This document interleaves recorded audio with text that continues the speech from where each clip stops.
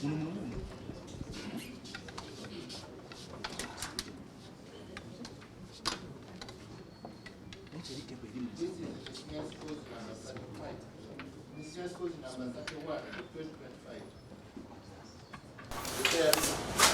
Dr. Besigye and the Judge Obey Butale versus Attorney General and the Constitutional General of the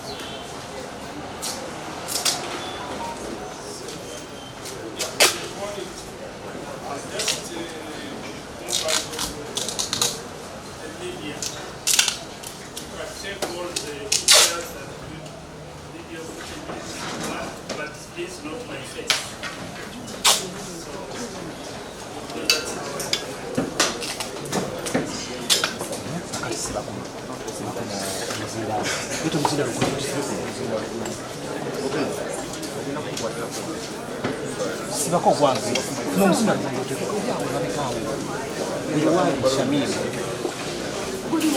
Shamimu wali mabega umusawo eri Council Katumba Pro, Council Chintu Michael, Council Kato Wilson, Council Ben Silas, Council Farouk Kamlegea, Council Kapshabe, Ronald, Council Anointed Peter, among others. For the record,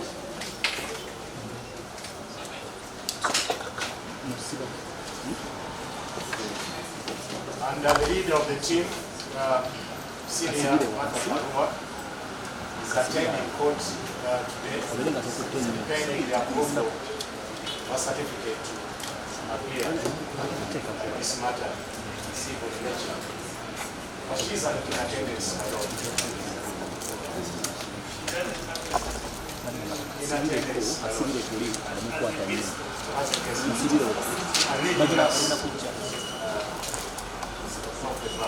My lord, I'll invite the Honorable Habeas Corpus to join us to lead the next proceeding. But we are concerned that the trial has been read, don't see our clients.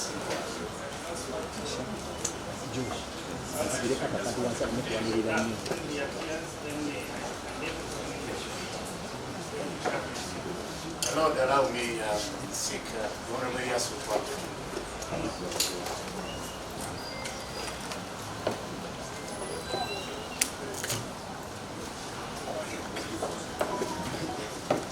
May it please you, my lord. Just to address you on the issue of the team leader, our senior counsel. My lord, she got a temporary practicing certificate to handle Dr. Chiza Besigye and Obey matters, either through pending before the General Court Martial. And my lord, the construction of that PC, in our opinion, is that until those matters are conclusively handled and any other application arising out of those matters, she still has that audience, my lord. Yes, my lord.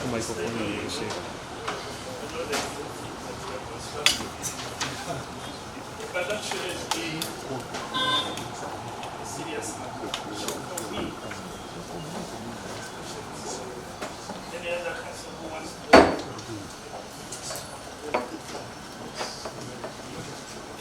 yes, I'm trying to see whether there was He is on record, my lord. Number 2 on the record.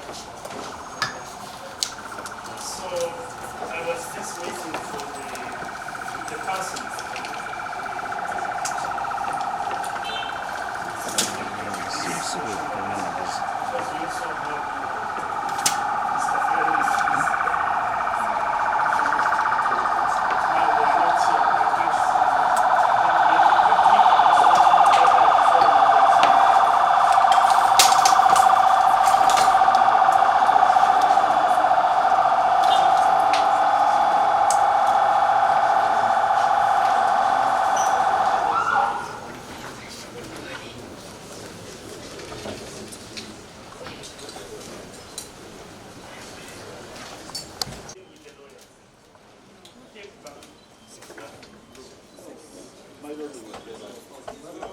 my Lord, it's our humble prayer, my Lord.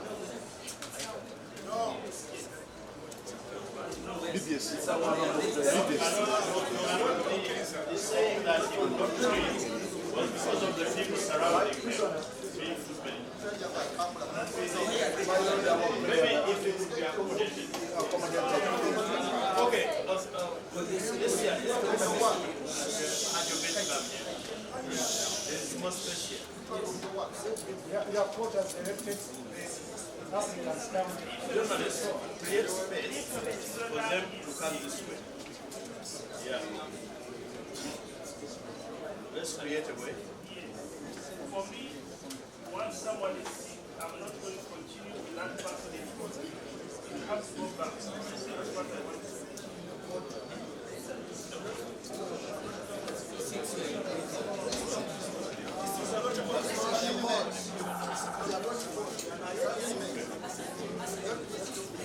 Let's clear.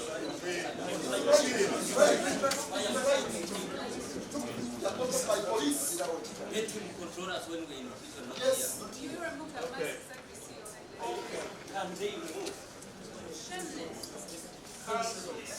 Yes, brother. Can we give way? Yes. We only have 2 minutes for this session.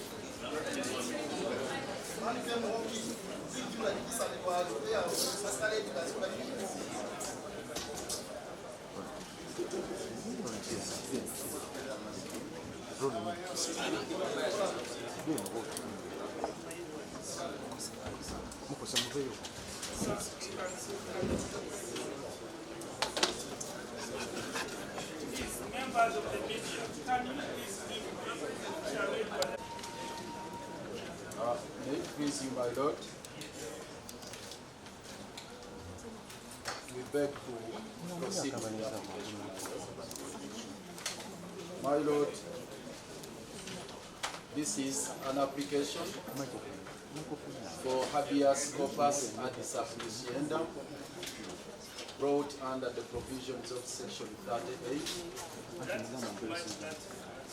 break it down for our members?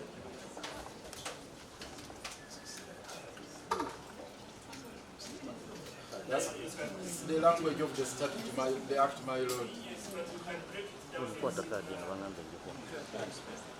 Most obliged, my Lord, this is an application brought under section 38 of the Judicature Act for this writ of habeas corpus, which is for an order that Dr. Besigye and Obed Rutale here be brought before you, my Lord, for the respondents to show cause why they are keeping them in detention without a valid remand warrant or any valid court order or pending charges against them.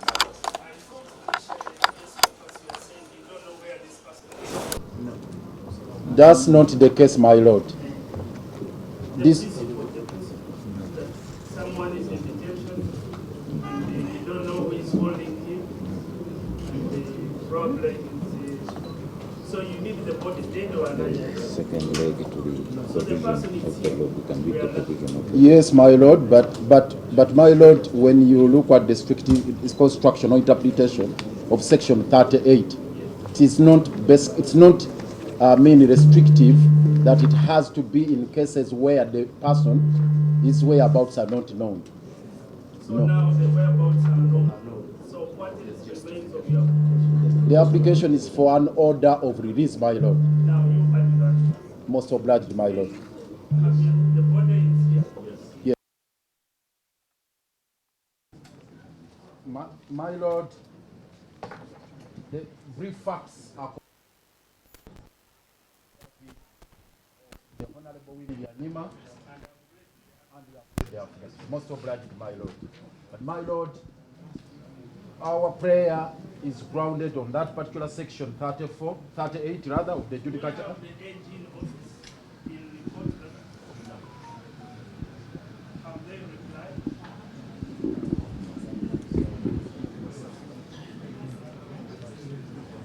So that's why I wanted to stop you there.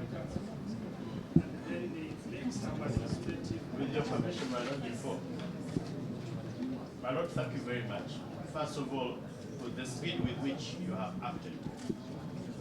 Number two, my Lord, the summon is to the respondent to bring the body and justify why he continues in what we contend is unlawful detention. They have not shown up, but at least they have brought the bodies of the person, the bodies of the person. Having failed to come and justify the detention, I would implore you, my Lord, before you go back to the administrative pronouncements, to order for release. You are rushing us. You are rushing us. So can I ask all the journalists to move out? It's an administrative order.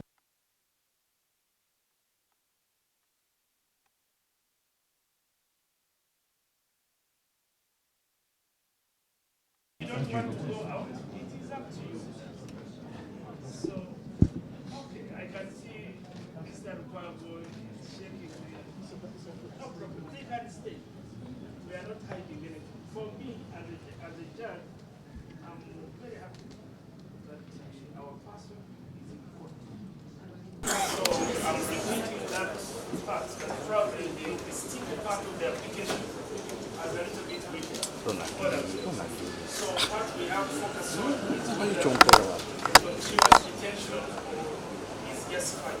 Yes, and probably a looking break and ask the prison authorities to take back the two people. We are going to resume counsel. I've told you, Mr. Kalibala told me the law I'm posing around here tomorrow. Yes, my Lord, my big concern and contention is that when you order prison authorities to take them back, now they will be holding them under your orders. And that's why I had wanted the journalists to first leave us, so that we do some housekeeping. Because by reflecting from the society, where somewhere guys, let's move out. Let's move out, guys. My Lord, most of brother, my Lord. Most of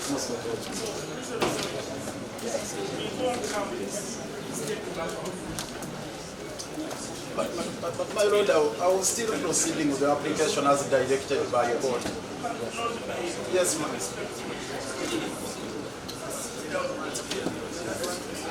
I can assure you we are way of what.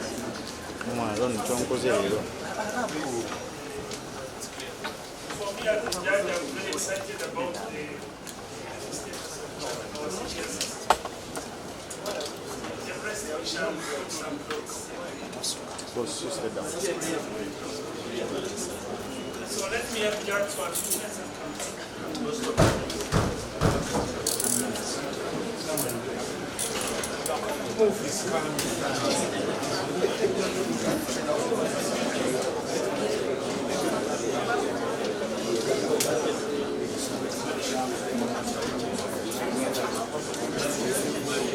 We shall overcome. We shall overcome. We shall overcome someday.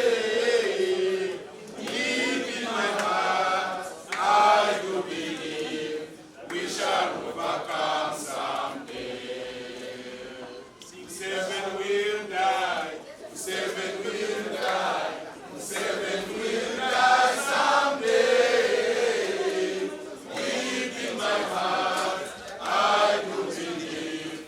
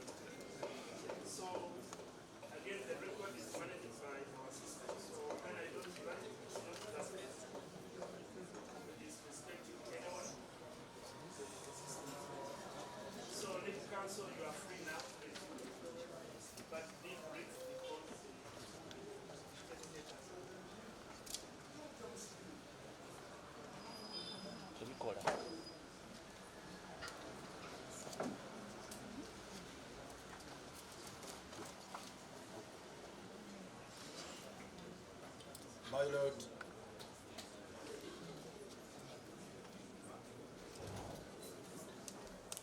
we shall specifically now address you on the second limb of our application, which is about an order of release, unconditional release of Dr. Ochiza Besigye together with Obedi Rutale. And this is grounded on the provisions of Section 38A, where this Honorable Court is clothed with jurisdiction and powers, my Lord, in situations where the applicants are incarcerated without any lawful orders to, my Lord, grant an order of unconditional release. And this is the provision, my Lord, that the High Court may at any time where a person is deprived of his or her personal liberty otherwise than in execution of a lawful sentence or order imposed on that person by a competent court upon complaint made to the High Court by or on behalf of that person, and if it appears by affidavit made in support of the complaint that there is a reasonable ground for the complainant, court is given powers to give award and so on and so forth. The gist of the matter, my Lord, is about court being satisfied that a person before court is detained without lawful orders. My Lord, these facts are brought out in the affidavit. Before you proceed, I think the AG or the representative in the court, can he formally be on record? Or if I have seen badly, then you can. What's up, Brad? And hold. The microphones are just, you can speak from there. But we have many lawyers. So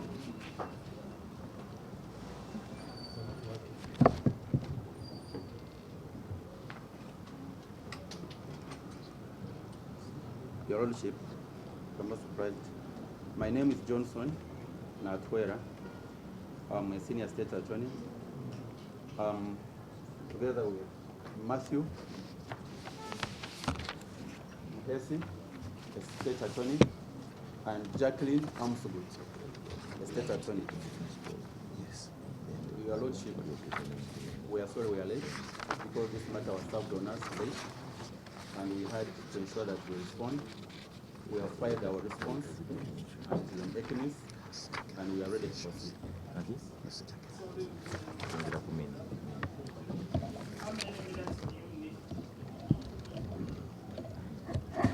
My Lord, on my part, I think 10 minutes would be enough, and then my colleagues will also come in, my Lord.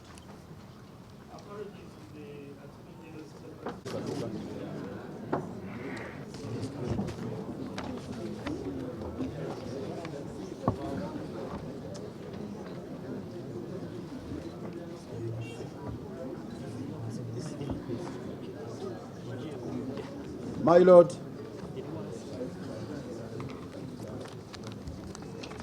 it's our prayer that you be pleased to find that Dr. Chiza Besigye and Obedi Rutale are in illegal incarceration, given the fact that, my Lord, there is no evidence before you that there is any charge preferred against them, or that there is any remand warrant being issued by any court, or any lawful order given by court for the authorities in Ruzira to keep them in custody. My Lord, the affidavits which are borne out, the facts which are borne out in the affidavit of the Honorable Winnie Byanyima, as well as Counsel Proscovia Kunihira, are uncontroverted. There is no any evidence from the respondents, that is the Attorney General and the Commissioner General, controverting that evidence. And in Section 57 of the Prisons Act, my Lord, Section 57 is very clear of the Prisons Act, Cap 325, a person shall not be received or admitted into prison custody without a valid commitment or remand warrant or order of detention, warrant of conviction, or committal. So that is the law, my lord. And now, my lord, the essence of habeas corpus is well explained in the decision of this honorable court in miscellaneous cause number 16 of 2021. Honorable Chagulanyi Sentamu Robert, Babula Chagulanyi Tungo versus the Attorney General and the Chief of the Defense Forces. On page 14, my lord, a copy of which is going to be supplied to court. Page 14, this honorable court had the occasion to succinctly explain the essence of the writ of habeas corpus in the following terms. The purpose for a writ of habeas corpus ad sub judiendum is to review the legality of the applicant's arrest, imprisonment, and detention, and challenge the authority of the prisoner or jail warden to continue holding the applicant. The application is used when a person is held without charges or is denied due process. Okay, can we stop there, counsel? Yes. How did they end up in prison in the first instance? My lord, that is for the Attorney General and the Commissioner of Prisons to explain by way of evidence. So for you, you have no idea. My lord, I will explain. Yes. My lord, initially there were charges that had been preferred against them as explained in the affidavit of Winnie Byanyima and Proscovia Konihira. My lord, that is well explained. If I may go there, my lord, to read the relevant paragraphs. The explanation is that, my lord, the defunct General Court Martial had preferred the charges against them, and on the 31st day of January, my lord, this year 2025, the Supreme Court unequivocally pronounced itself on the constitutionality of the proceedings before the General Court Martial.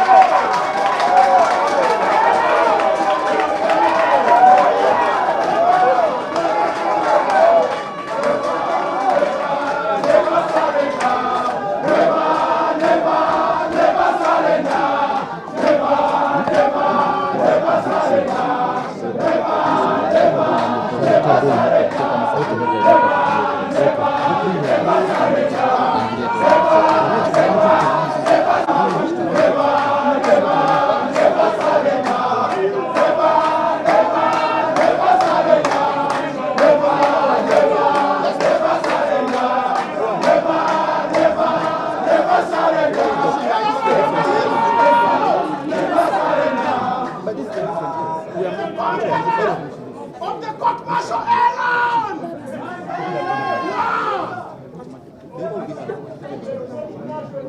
He's on ground. He's on handicap.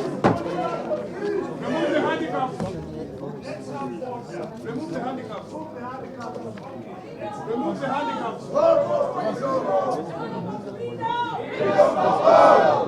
Freedom for Aaron. Aaron, the conqueror of the court martial.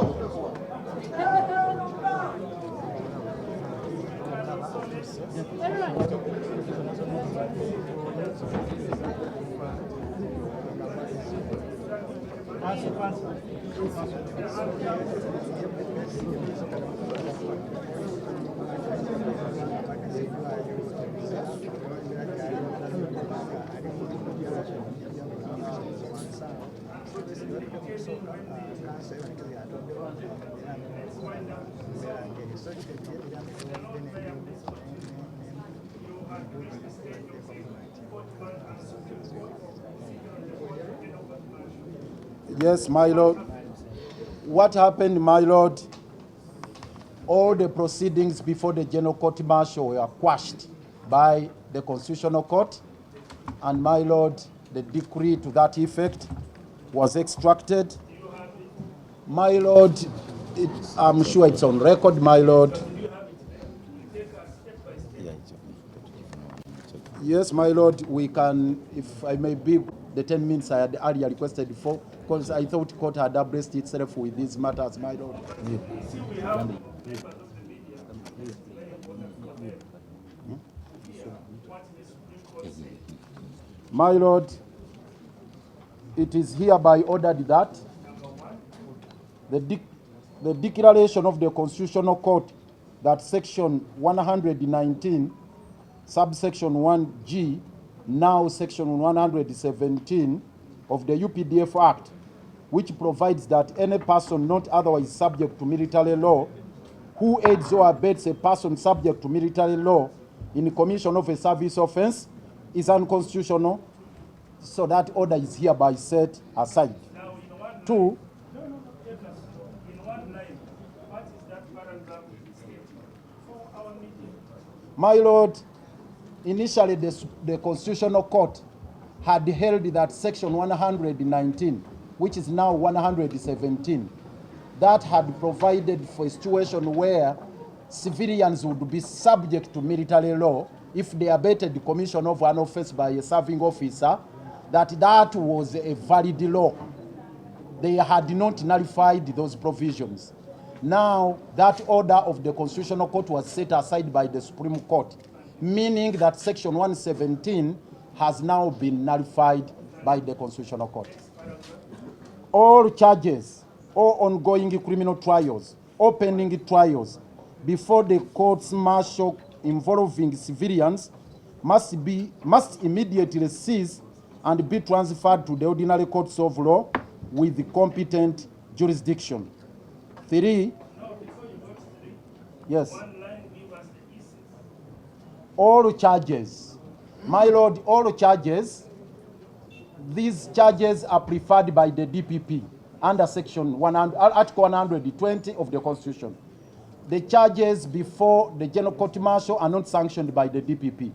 So the charges to be taken or transferred to the civilian courts pursuant to this particular order are those ones sanctioned by the DPP. As we speak right now, there is none, my lord. There is no charge sanctioned by the DPP to be taken to the civilian court. So, but in this sense, the decree indicates that there is a civil court, not a civil thing. Is that how I understand it? That they can, yes, my lord, a court of competent jurisdiction. So, address us very briefly when I am a court of competent jurisdiction.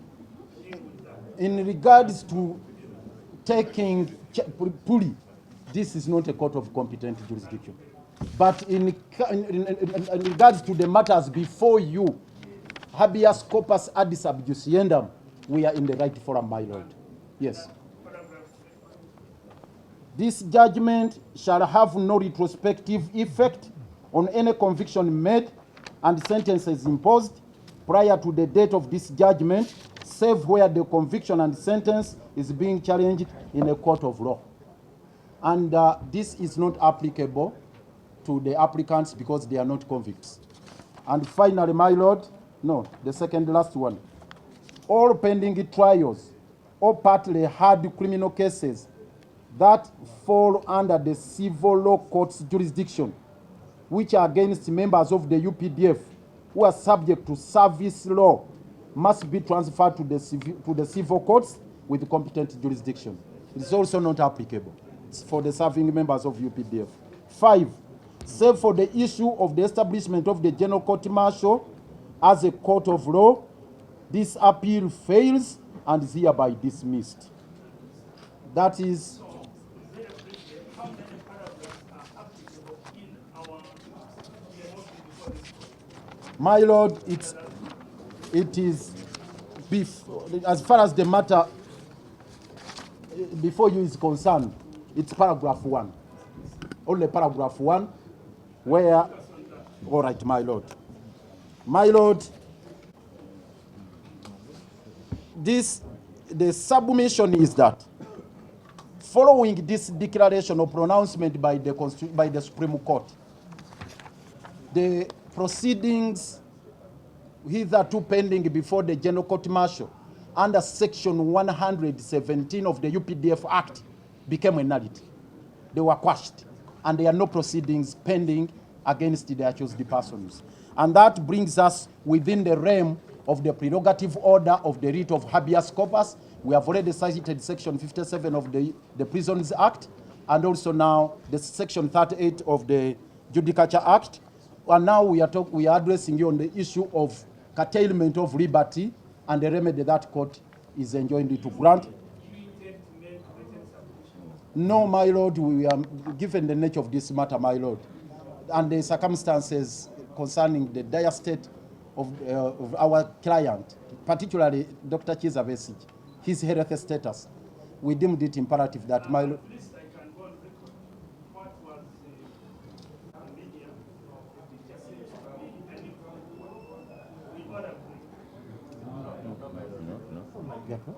His condition has improved. No.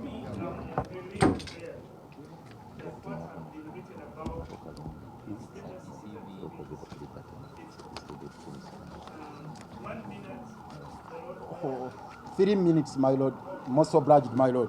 My lord, I've already addressed you on the question of liberty under the authority of Kyagulanyi and the Babla Itungo. One aspect which I needed to point out in this particular authority, still on page 14, liberty is defined by Black Law Dictionary, freedom from arbitrary or undue external restraint, especially by government. And this is, my lord, the import of the spirit of Article 23 of the Constitution, which guarantees liberty of Dr. Chiza Besigye and Obedi Lutale. In this particular case, my lord, under Article 23, first of all, they have not been informed of any offense under which they are, which they may have committed, and the reason why they are in Iruzira, and there is none. Two, my lord, Dr. Besigye has no access to a personal doctor right now for proper medical examination. And that is a very serious matter, my lord, because in as much as by a cursory look here, court can make one observation that maybe is improving. My lord, his state, the circumstances compel that an order be issued for Dr. Besigye to regain his liberty, to be able to access a medical facility of his choice so that he can be thoroughly examined to assess his health situation and get proper or specialized treatment. My lord, the final authority I would like to cite on this one is Chwanka John and others versus the DP Director General of Internal Security Organization. It is miscellaneous cause number 9 of 2021, where again this honorable court decided that a writ of habeas corpus applies in cases of illegal detention and is meant to secure the personal liberty of a person under such illegal detention upon determination of the validity of such detention by the court granting the writ. I agree with the counsel for the applicant that preservation of personal liberty is crucial and should only be derogated from in exceptional circumstances where there are court orders. And that is the position of the law. So this particular law, my lord, is reinforced by section 15 of the Human Rights Enforcement Act. My lord, this is where we are grounding our prayer. Section 15 of the Human Rights Enforcement Act of 2019.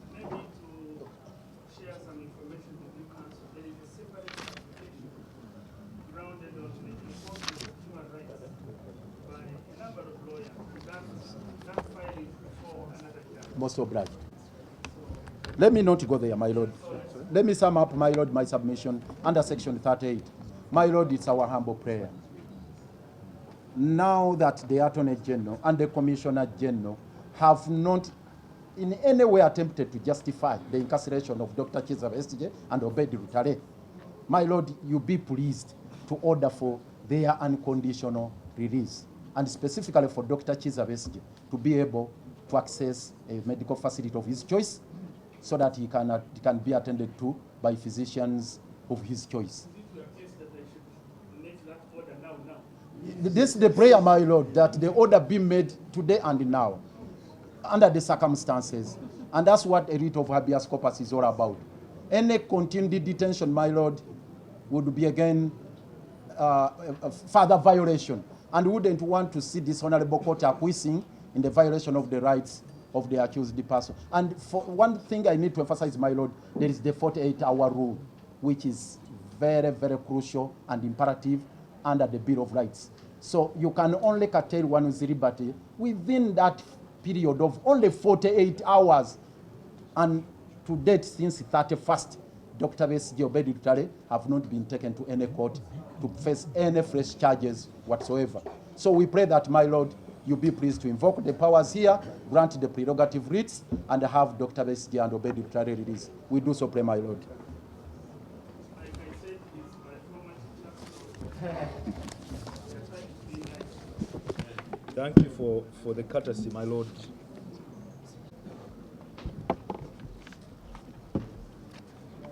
My lord, maybe to just make two very simple points.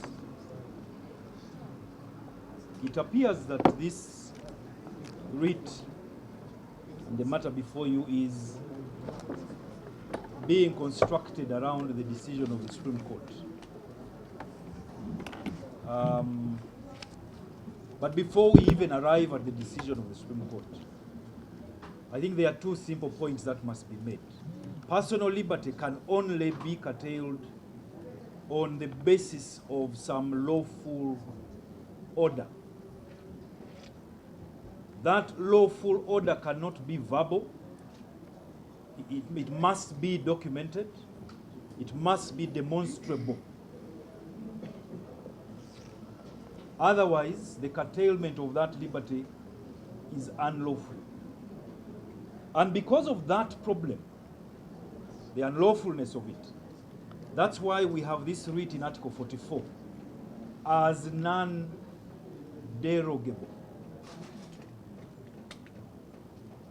This writ has not always existed. In the 1962 Constitution, it wasn't there. But from the case of Grace Vinjira was 1966. It was recognized as a common law writ. It then came into the 1967 Constitution thereafter and was maintained into the 95 Constitution. But it has two limbs. One has been satisfied. And perhaps the most common one that has been satisfied is that the person has appeared here. But like Ivinjira's case, it was known where Grace Ivinjira was being kept. It wasn't a case of, you know, the common thing where people sort of disappear in courts. It was known where he was. Just like it is known where these applicants are. In fact, we need not say much because when they came here, they were in the company of other officers of the state who have a unique attire. So we were able to tell that they are in custody. So we knew where they were.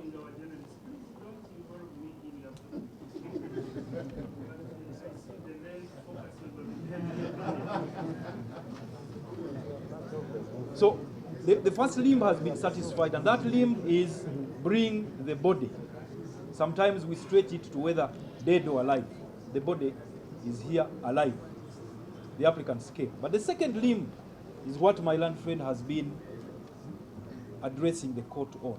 The reason for curtailing the liberty of those individuals.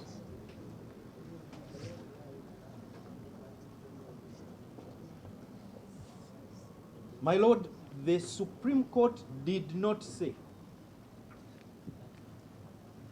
that those who are incarcerated should remain incarcerated, except for those who had been convicted.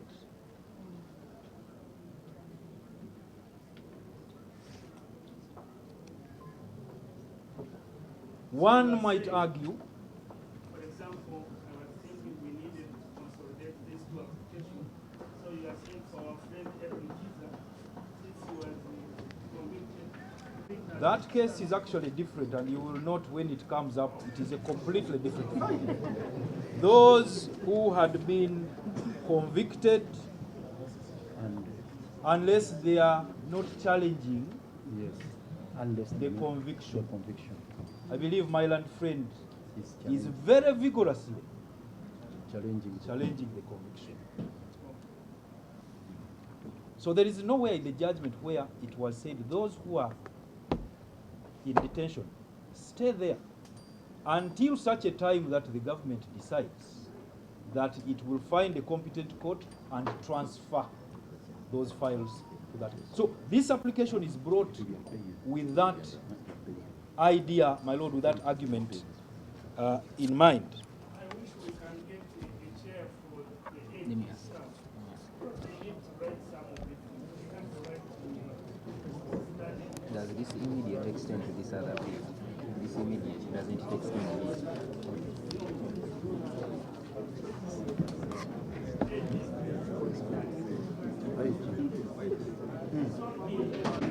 private lawyers have taken over all the violence.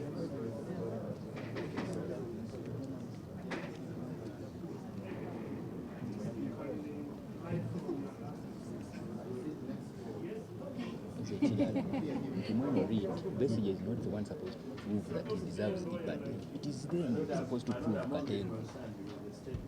Private lawyer. You're not private lawyer. You're your officer.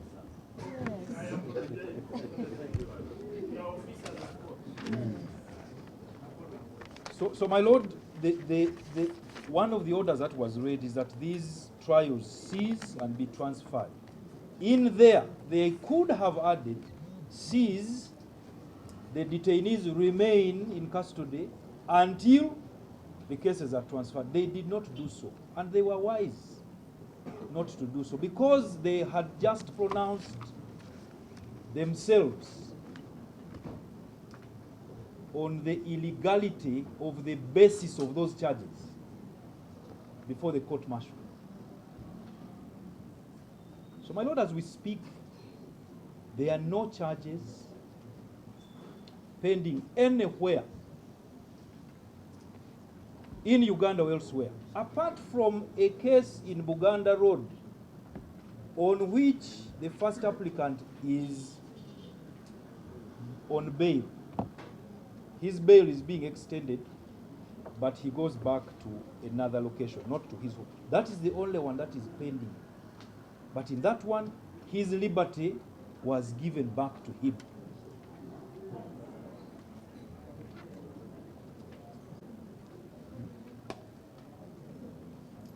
My lord, the burden to justify the reason for detention, for curtailing personal liberty, is not on the one who is applying. My lord, you can see that the affidavit was not even sworn by the one applying. The burden is not on the one applying. The burden is on the state. And the state has replied. I'm going to address what it has said. There are two aspects involving the state, or two places where the state would have responded, in my view. One, the prisons officers would have brought before this court a warrant saying Court X on date Y told us to keep the body of these individuals until we go back. I have not seen it in the response.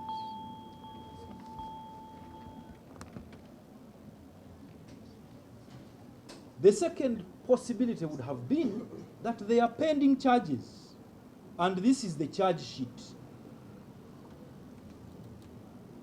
My lord, those pending charges can't come from the court martial.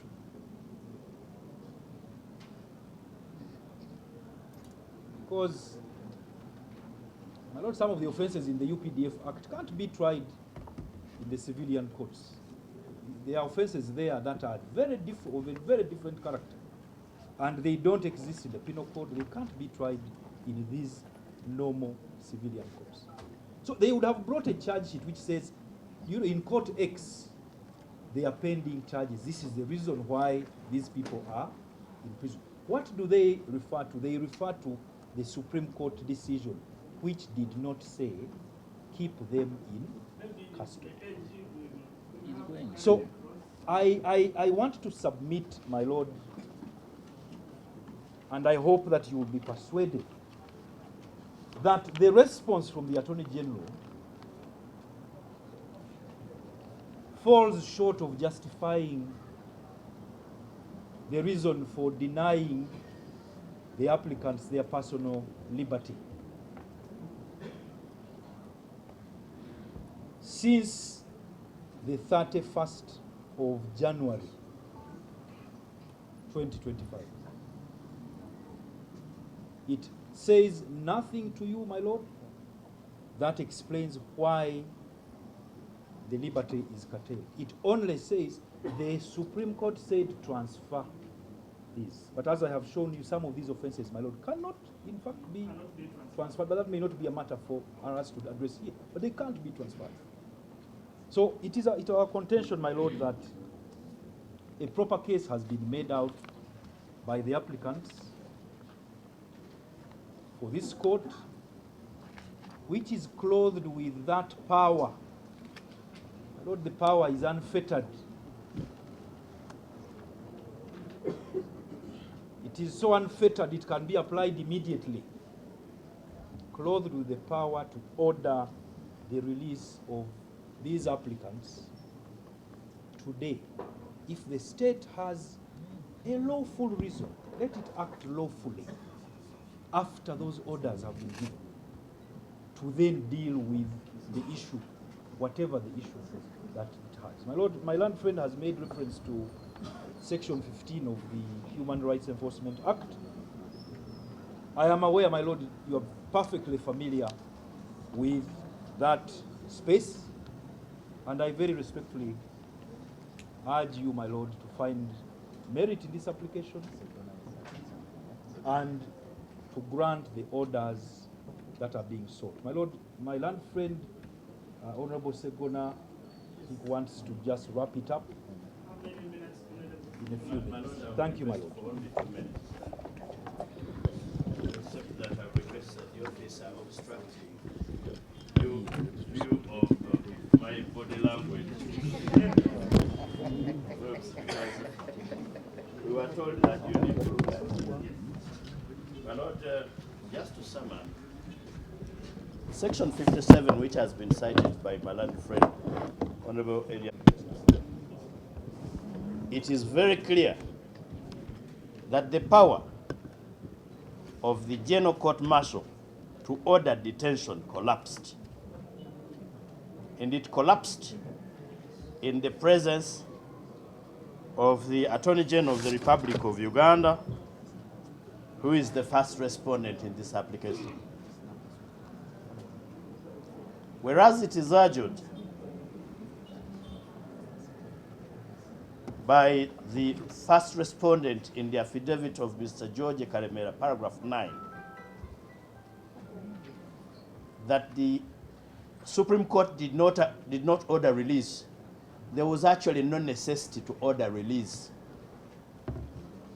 So, yeah, on that point. Yes, my Lord. So you are trying to read in some words in the decree? No, my Lord. You're saying it was not necessary, but it said so in so many words. You are reading in. I am not even wanting to go there. I am only restating the position of the Constitution. Under the Constitution, liberty is guaranteed.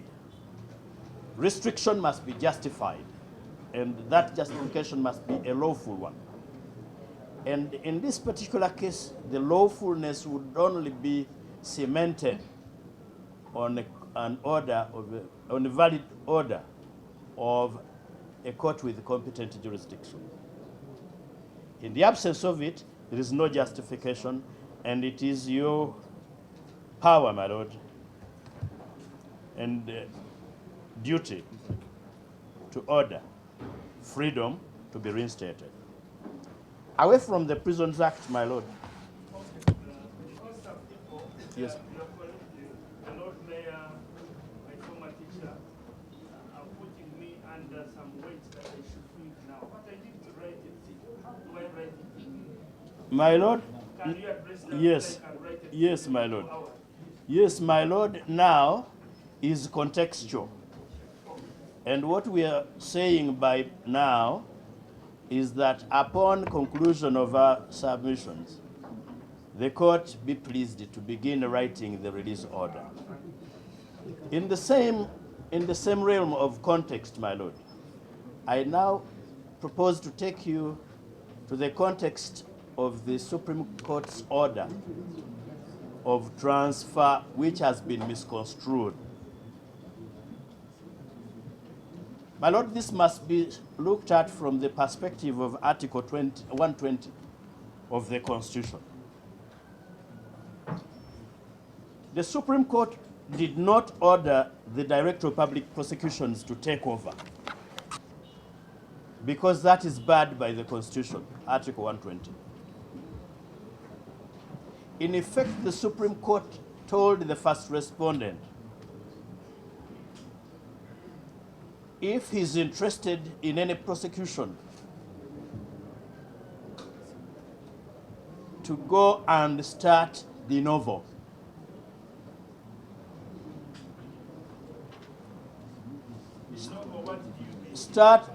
Do a fresh investigation, a fresh complaint.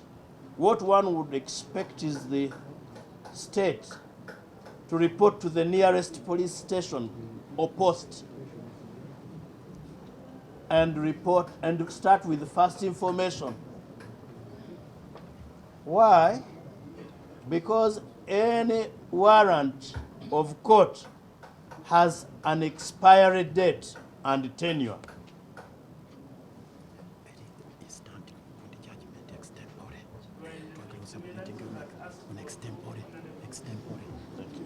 My lord, with your permission, and I'm grateful, because the DPP cannot take over, the transfer order must be contextualized to mean, if you are interested, start a fresh complaint system. Go to the nearest police, report that these people are alleged to have committed offenses X. And when you do that, the DPP looks at the file, because the DPP even has the power to say, this one does not merit, and drop it at that stage. I was taking you on the point that a warrant or detention order itself has a time limit. Bring back this person on this particular date. That is axiomatic. And the moment it expires, lawfulness ceases. In this particular case, the warrant of the defunct court-martial was actually in itself expiring on the third day of February. They could not extend or even terminate because they had ceased to exist. And since that time, the lawfulness, if at least it had not collapsed on the 31st day of January, died or re-died on 3rd. My lord, to contextualize Article 120 and the decision of the Supreme Court, I would implore you, and we shall supply a copy, the decision of the East African Court of Appeal in Kagenyi versus Musiramo and another. Kagenyi versus Musiramo and another. 1968 East Africa, page 43. The gist is this, that a transfer is not even possible if the court originally had no jurisdiction. The decision of the Supreme Court, or even the Constitutional Court before, are to the effect that from the word go, the General Court-Martial had no power, had no jurisdiction. So there was nothing to transfer. That's why I want you to contextualize the the decision of the Supreme Court. Finally, my Lord, on the question you did ask me, when we say that you be pleased to order now, the word normally used by lawyers is ex tempore of judgment. Oh, actually, I'll come back to this. The word is, it is usually used to describe an oral judgment, including reasons for judgment, given at the time of the hearing.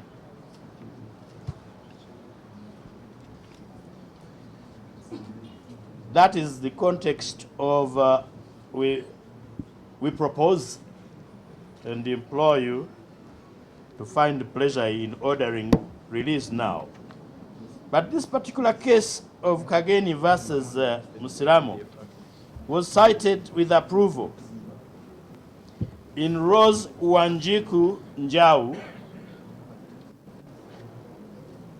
Rose Wanjiku Njau versus Nicholson Philip and two others. Miscellaneous criminal application number 387 of 2012 by the Supreme Court of Kenya. To sum up, my Lord, in one sentence, the affidavit of Mr. George Kalemera, which attaches a letter purportedly by the principal judge, and now you can see the bad faith, exchanged without reference to us, particularly those of us who went to the Supreme Court, does not place a lawful justification. It only talks about the administrative measures. For the benefit of our media house. Yes, my Lord. Just give the essence, because you have read the stuff later. Yes, my Lord. Essence of the honorable principal judge's letter. What is it in principle? State. My Lord, in principle, the Honorable Principal Judge is communicating measures taken by the judiciary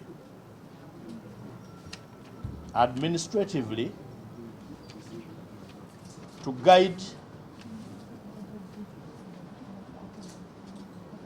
the process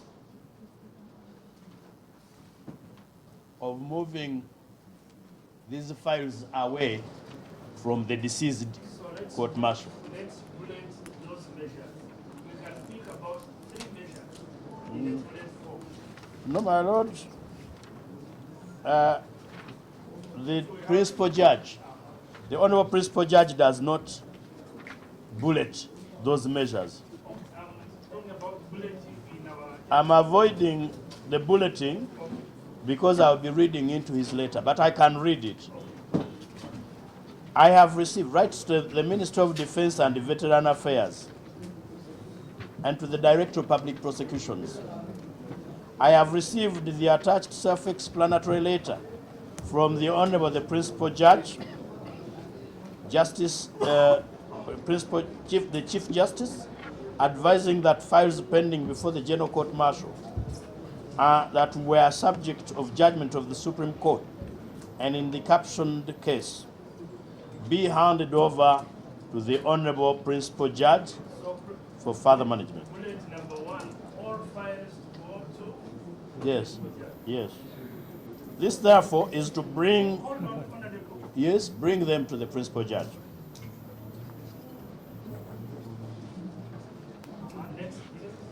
The next is, this is therefore to bring the advice to your attention for your appropriate coordinated actions. Request for coordinated second. Yes. And it is a letter dated the 6th February 2025. My Lord, even the Principal Judge's letter does not talk about the persons in custody. So it is not telling them, continue with the detention. In other words, there is no single order of a lawful authority to detain. And it is that order which would have been the justification to restrict somebody's freedom. But let me ask a question and answer it. Thank you, my Lord. That's so gracious. Yes. And under whose authority are the applicants in detention? Number two, what is the criminal case number? The Supreme Court having said the prosecution ceases and with immediate effect by 31st. By fall of night 31st, the criminal case number for the General Court Martial ceased. The file could be there for investigation purposes. You and I could be, maybe not you, maybe I could be under investigation, my Lord. God forbid, you should not. We need you. So the question is, under what criminal case number? And detained until when? The last time we had a detention which is unlimited in duration was under the Public Safety Act.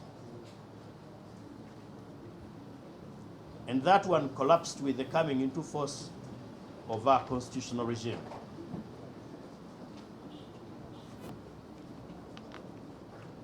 Nobody can be detained indefinitely where there is no pending charge. That one will be a recipe for chaos in our country that anybody would detain. With that, my Lord, I can only say that let nobody drag the judiciary into this detention controversy of, say, relying on the order, the letter of the principal judge, an administrative letter. But courts are already dragged in. Very unfortunate. Ironically, we cannot run away from being dragged in this. My Lord, if we are going to construe this as authority, the letter of the PJ, the next thing they will request you for a letter granting a warrant to detain. And this was not a judicial letter. I understand. It was an administrative guidance to those persons if they are still interested in prosecuting.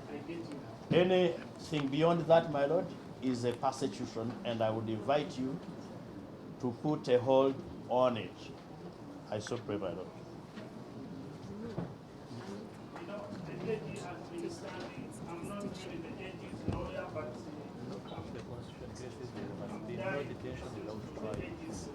My Lord, in a minute.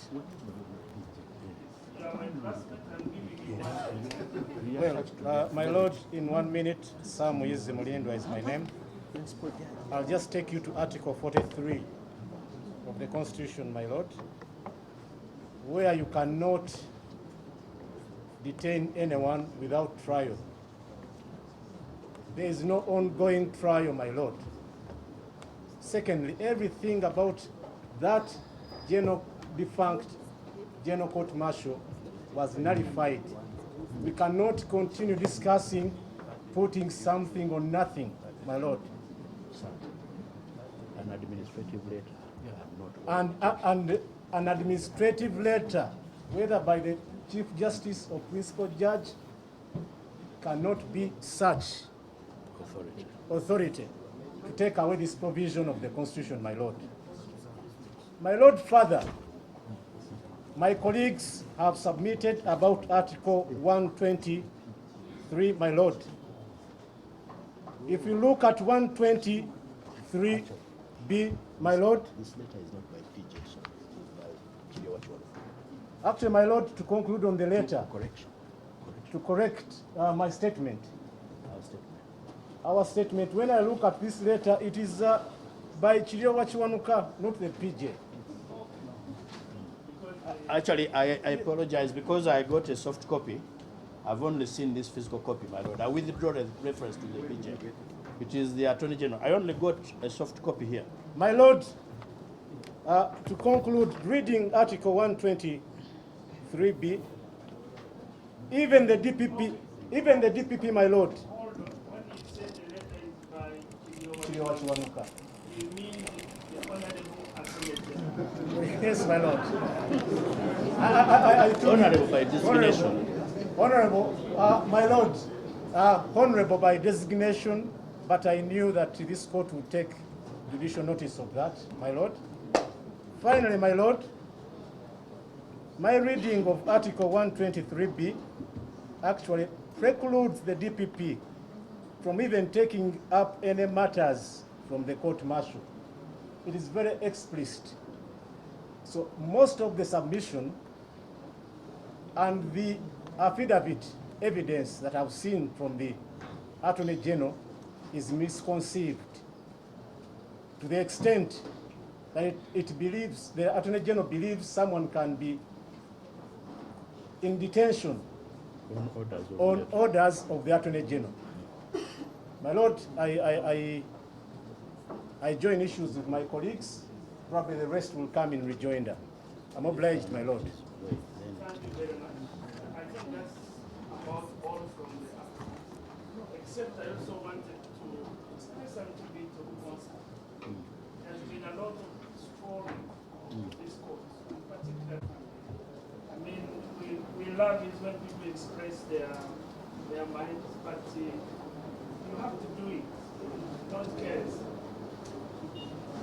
Well, if I'm short, I die once and I will be buried, but you will not have gained anything.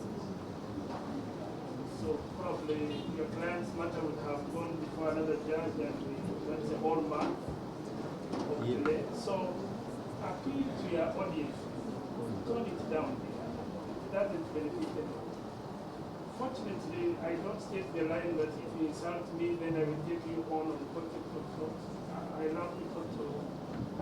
They can insult me the way they want, but at least don't extend those insults to threats. Thank you. Okay, that's about housekeeping. I hope the point is made. AG, can we listen to you? I wish the AG could have where to sit, and then probably be able to speak to us.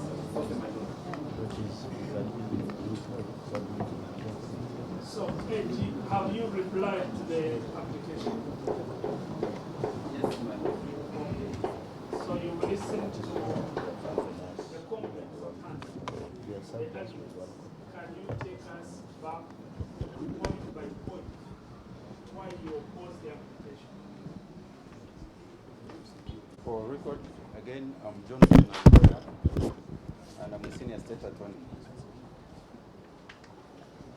My Lord, the application before you and us all is for habeas corpus. And for habeas corpus, it has elements that you must prove for it to be granted. One is that a person or the applicant was arrested. The said applicant is in detention, whether by state or anyone else. And that the detention is illegal. It's not in contention that the applicants were arrested and are in detention. The only issue is whether their detention is legal or illegal. And it is our contention that their detention is lawful. Your Lordship, we are not here to review the Supreme Court decision. Okay, let me go slow. I have to. So we are on the lawfulness. Yes. Point number one, bullet one is this court cannot review the Supreme Court decision. Absolutely. And this is not the purpose of this application.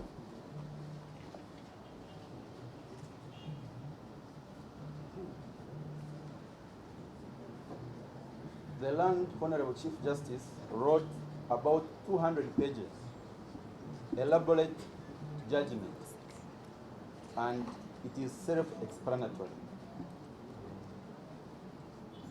and it's straight law, my lord, that any person who feels the application or the judgment of court cannot be construed in the way they feel it should, they apply the same court that issued it for clarification.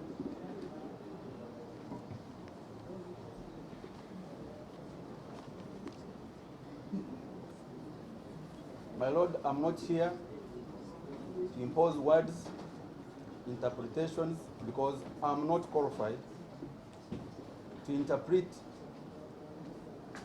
the judgment of Supreme Court otherwise expressly given. Yes, and that's what I've said. I'm not here to interpret it otherwise as expressly given.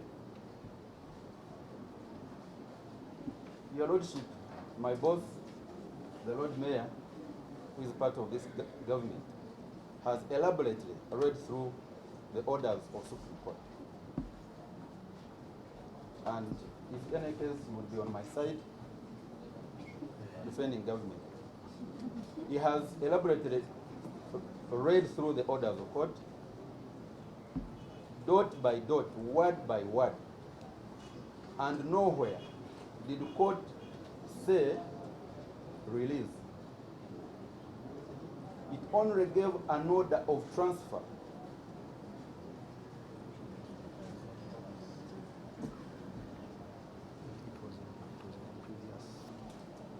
Transfer all the files which are pending before the court martial to courts of civil courts. And from our affidavit, deposed by Mr. George Karimera, the Land Commissioner of Civil Litigation, he has ably indicated to you steps taken from 31st of January, when the judgment of Supreme Court was granted. I will not go through all the steps taken, but I can only take a brief that on 31st January, the Supreme Court indeed gave that judgment. Most importantly, the court ordered that all charges or ongoing criminal trials or pending trials before the court martial involving civilians must cease and be transferred to the ordinary courts of law with competent jurisdiction. To fulfill and implement the orders of court, on 3rd February, government commenced the implementation. We wrote to the Chief Justice, the Land Attorney General wrote to the Chief Justice requesting for a liaison contact on how transfer of files can be managed. On 4th February, the Chief Justice appointed the Principal Judge as the liaison contact and instructed him that all matters should be handled by himself. So, if I now sit here trying to listen to these stories, I will have superimposed myself on the role of the principal judge. I'm coming to that, my lord. However, I didn't want it to push it into your mouth. No, you can. The way you But since you have already said it, my lord, I take it, and that is the position of the respondent. And on 6th February, my lord, the Attorney General forwarded the Chief Justice's instructions to Minister of Defense and the Office of DPP. And on 13th February, that's when we received a decree from the Land Council for the applicants in the case of the respondent. in the case of Attorney General versus Karua. And on 17th, the same was signed by both parties. My Lord, Article 28 refers to fair hearing and a speedy trial. Speedy trial and fair hearing is not one-sided. It is both parties. In this case, the applicants and the state. The state has taken action to implement the orders of court. The orders of court are clear to transfer the files. And it's not in contention that indeed the applicants had been charged at court martial and they had been remanded and there was a warrant for their remand. If the Supreme Court wanted to cancel the remand warrant, it wouldn't have taken a paragraph after almost 200 pages to mention so. It only said transfer the file to ordinary courts. And that's what the state is doing. It would be contempt of court. Of this court. The Supreme Court. For this court to order otherwise.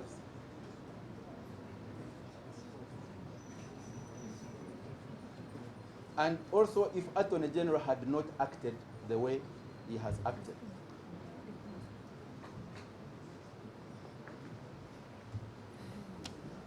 The fact that the Supreme Court ordered transfer and did not nullify or order release all the accused in the court martial. And for your information, my Lord, it's not the applicants alone who were before the court martial. There are many. The fact that there is no order on court record. I have had my land senior colleague, Honorable Segona, trying to explain what is not in the judgment of the Supreme Court. I don't know whether we have different copies of the same judgment, but there is nowhere where the Chief Justice said otherwise, apart from transfer. And if he wanted so, he would have mentioned it. The fact that the Supreme Court did not say release, it was aware of what it was doing.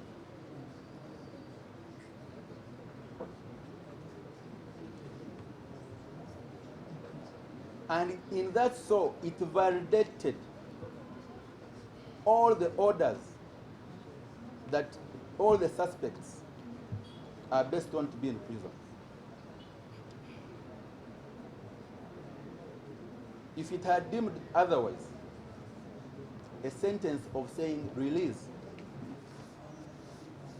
actually that word alone, release, would have been enough.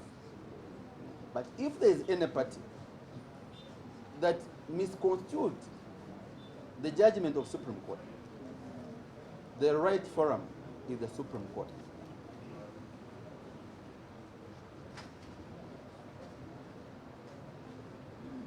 As an officer of this court, Honorable, I need to guide that do not be misguided by my land colleagues from the other party. Just to quickly correct you, it's not likely that a judge can allow that.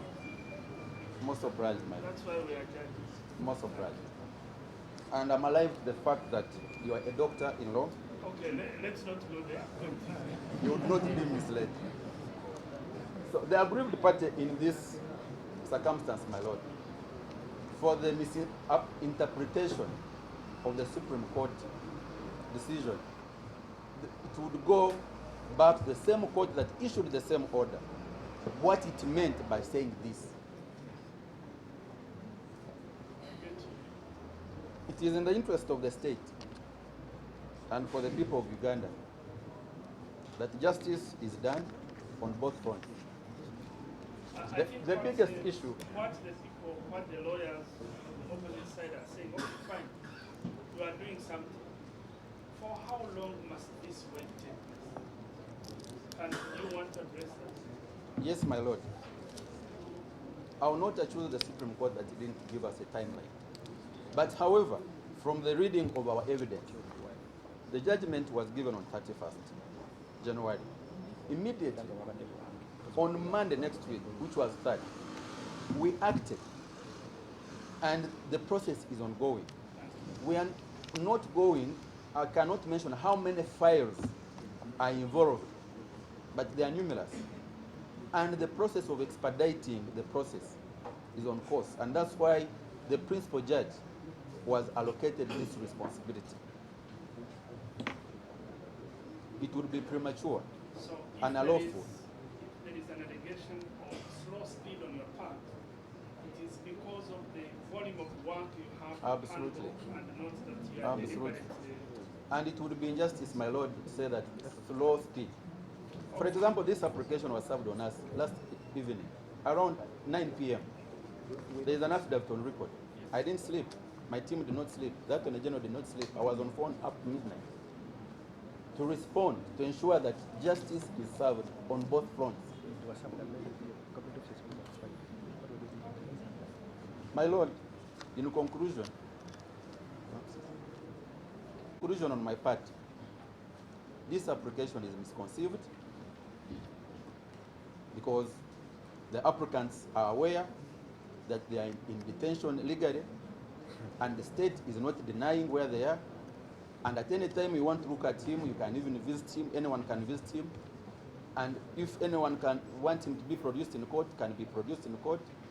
But ordering his release would be in contempt of the Supreme Court decision. I so submit, my lord.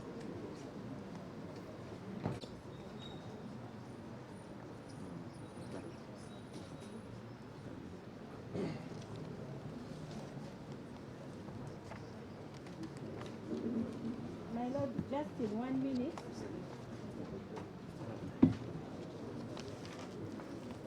My lord, I would like to associate myself. Your names again? My name is Jackie Amsugut. Yes. I would like to associate myself with my colleagues' submissions, but I just want to emphasize that as has been rightly submitted by my former teacher, my Lord, Council Kalibala, that yes, one of the orders, one of the conditions has been fulfilled, and that is the production of the applicant. Now, the other issue would be the lawfulness, or whether or not he is in illegal or legal detention. My Lord, I want to emphasize that we should not read into the judgment of the Supreme Court what it did not provide. This was a decision of the Supreme Court not sitting as an ordinary court, but as a constitutional court. And my Lord, as the highest court of the land. Now, my Lord, as officers of the court, we need to respect court orders. And for the applicants to come to this court and read into the court's decision that the warrants that were given by the court-martial have been invalidated is a very serious misconception, my Lord.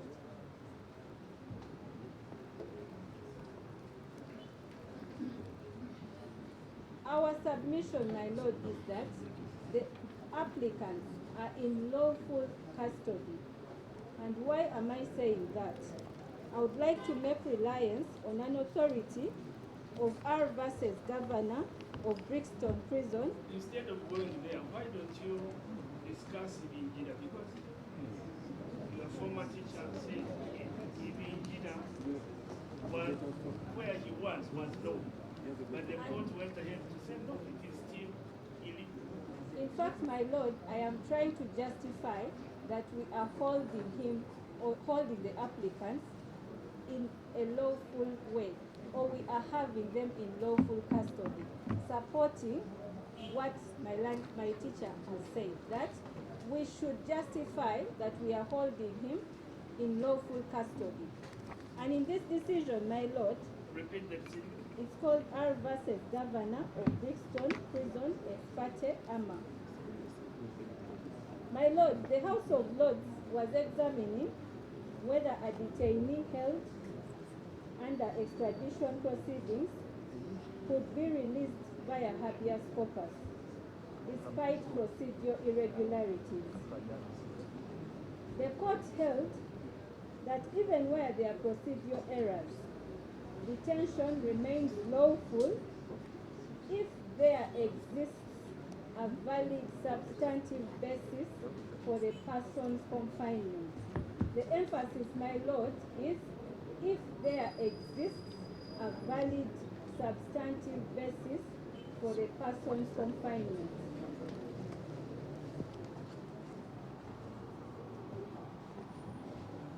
My lord, this is the valid. Do you have that authority? Yes, my lord, we supply it to the court.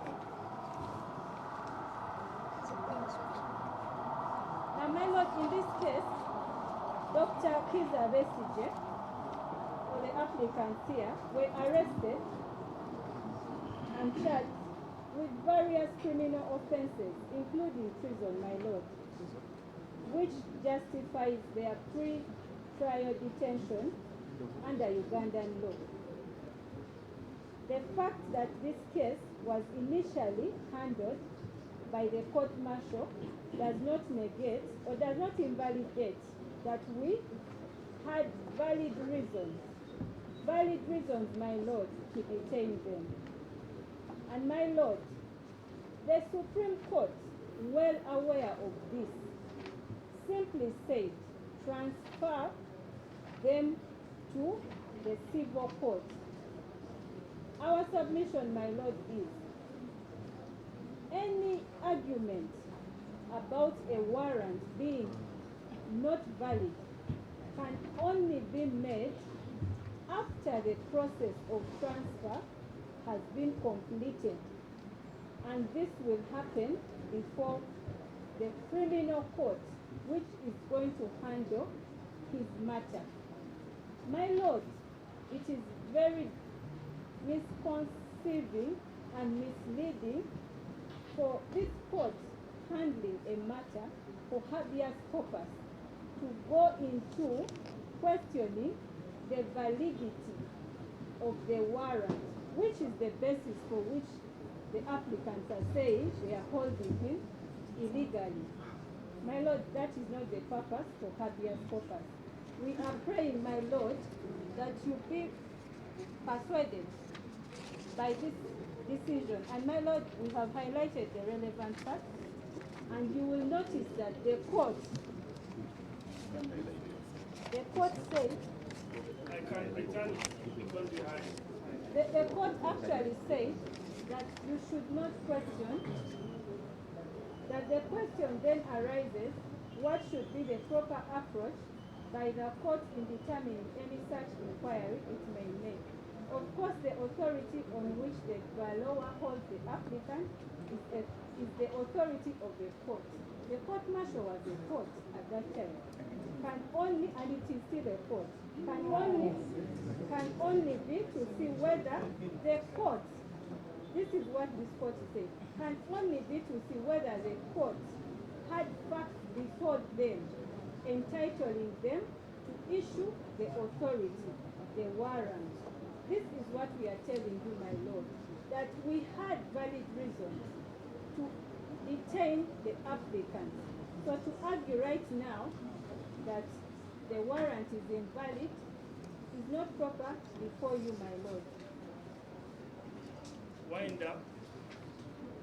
And on that basis, my lord, we pray that this application is dismissed for being premature.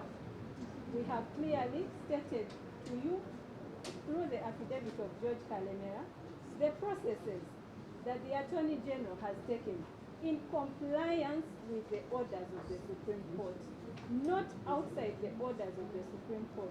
My Lord, we pray that you are persuaded by our submissions and dismiss this application with process.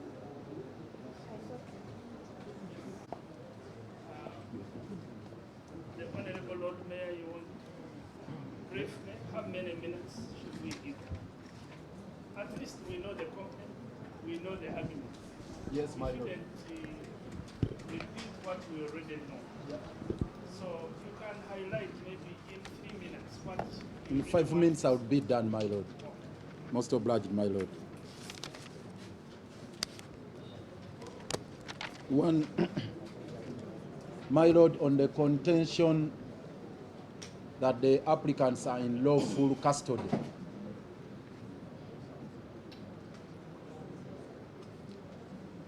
My Lord,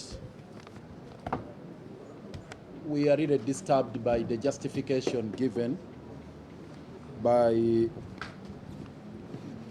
the senior state attorney here, reading too much into the Supreme Court decision. Is suggesting that by ordering a transfer of the files, by extension, the remand warrant was extended. That is, if I got him well, correct. That is an absurdity, my Lord. He reached a point of suggesting that if court held otherwise, it would amount to contempt of court. That if this honorable court held otherwise, that it would amount to contempt of court. We take exception to that, my Lord, on the following grounds. One, my Lord, the Supreme Court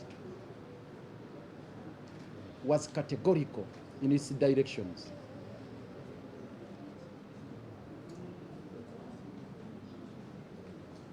And if they wished in any way to save any order of the defunct General Court Martial, they should have said so. If in any way they deemed it necessary to keep the applicants on remand pending transfer of their files, they should have expressly stated so. It's nowhere stated in the orders. My Lord, the Supreme Court went ahead even to give structural interdicts in regards to areas of amendment to guide the Parliament. If they could go out of their way to guide the Parliament, if they are to come up with a new legislation, the parameters, the principles, how about on the issue of remand, if indeed they wanted the applicants to remain on remand pending a transfer? That is one. Two. No, before you leave that, yes. The way I understand the structure internet, when the court will say you have to do A, B, C, D within 6 months or 1 year. If you don't do it within that time, we shall do it like for you, and the wording shall be like A, B, C, D. Yes. That is how I understand the structure here. Is this what the Supreme Court said? No, that is for the legislative process. There were structural interdicts. But for declarations, my Lord, they have to be contextualized within the existing constitutional order. Now, for the transfer of charges and files, they have to be put within the context of Article 24, rather Article 23 of the Constitution. And I will read it. Article 23, I'm being bombarded. Sorry.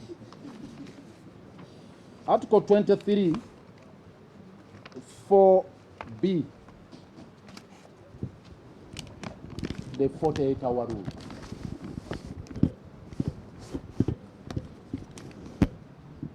that anybody whose rights are whose liberty is restrained shall, if not earlier released, be brought to court as soon as possible, but in any case, not later than 48 hours from the time of his arrest. My Lord, the Supreme Court decision should be read in that context. That actually the Supreme Court did not purport to overthrow the Constitution. They couldn't do so. So if the state wished to continue with the prosecution of those cases that hitherto were being handled by the General Court Martial, the time frame is set by the Constitution, 48 hours. And in lawful custody, I don't want to give them the advisory. But if I were to go there, what I would do immediately, you would get them from prison within the 48 hours, take them to police, in police custody, because you will then be breaching section 37 of the Prisons Act to keep them on remand without a remand warrant. If I may ask, my Lord,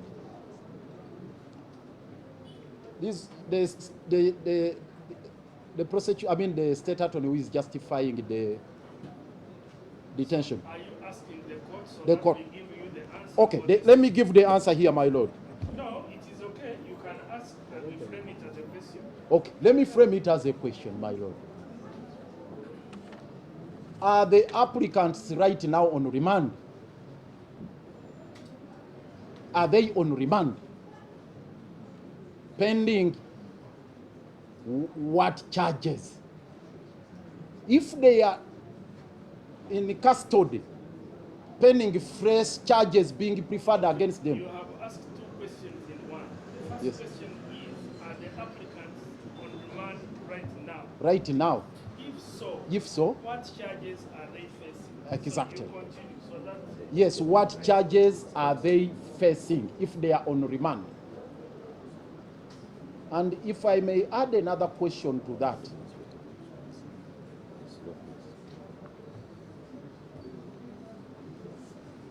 If indeed they are awaiting transfer of their cases or charges for that matter, in the affidavit here they are indicating those charges, those matters are being handled by the DPP. And my land colleagues here have cited Article 120 of the Constitution, which bars the DPP from sanctioning files before the General Court Martial. Has the DPP got anything to do with those charges, which were hitherto being handled by the General Court Martial, in the context of Article 120? Even if they were to be transferred, has the DPP got anything? And finally, still on that question, my Lord, when you read the affidavit of Karemera, the Attorney General is simply saying that he wrote a letter to the DPP and the Ministry of Defense. He is not indicating any action taken. okay, the question would be, is the Attorney General's letter, yes, the DPP, indicating of any actions taken? Or does that letter indicate any actions taken? I No. want to record your question, because I have to answer it. Most obliged, my Lord. Does it in any way address that? And in any case, my Lord, in section 10, the Attorney General Kalemera says, the Attorney General's chambers forwarded the Chief Justice letter to Ministry of Defense and the DPP advising that the files be forwarded to the principal judge. The Attorney General simply states that they acted as a conveyor belt. They received the letter from the principal judge, forwarded it Can to... you frame a question on the conveyor belt? Because I have to answer you. I wanted to advance an argument in this, because this is my construction of my understanding of this. Okay, the question would then be, was the Honorable Attorney General acting correctly Correctly. to do ABCD? No, no, no, no. Conveyor belt. My lord. Okay, sir.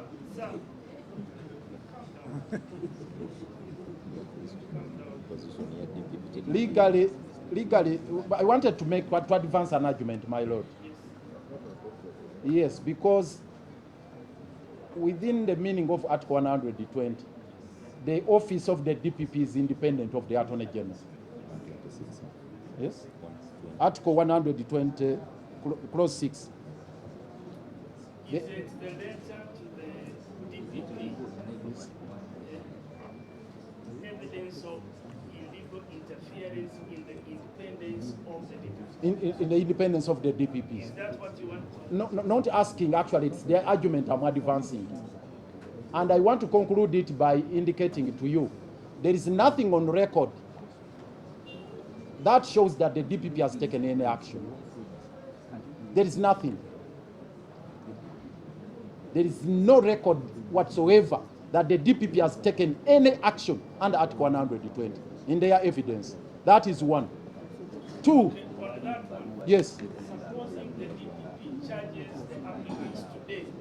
No, my lord, the DPP had 48 hours within which to do that. That was then. Yes. Supposing the DPP says, okay, now I want to do it better, and charges any of these people.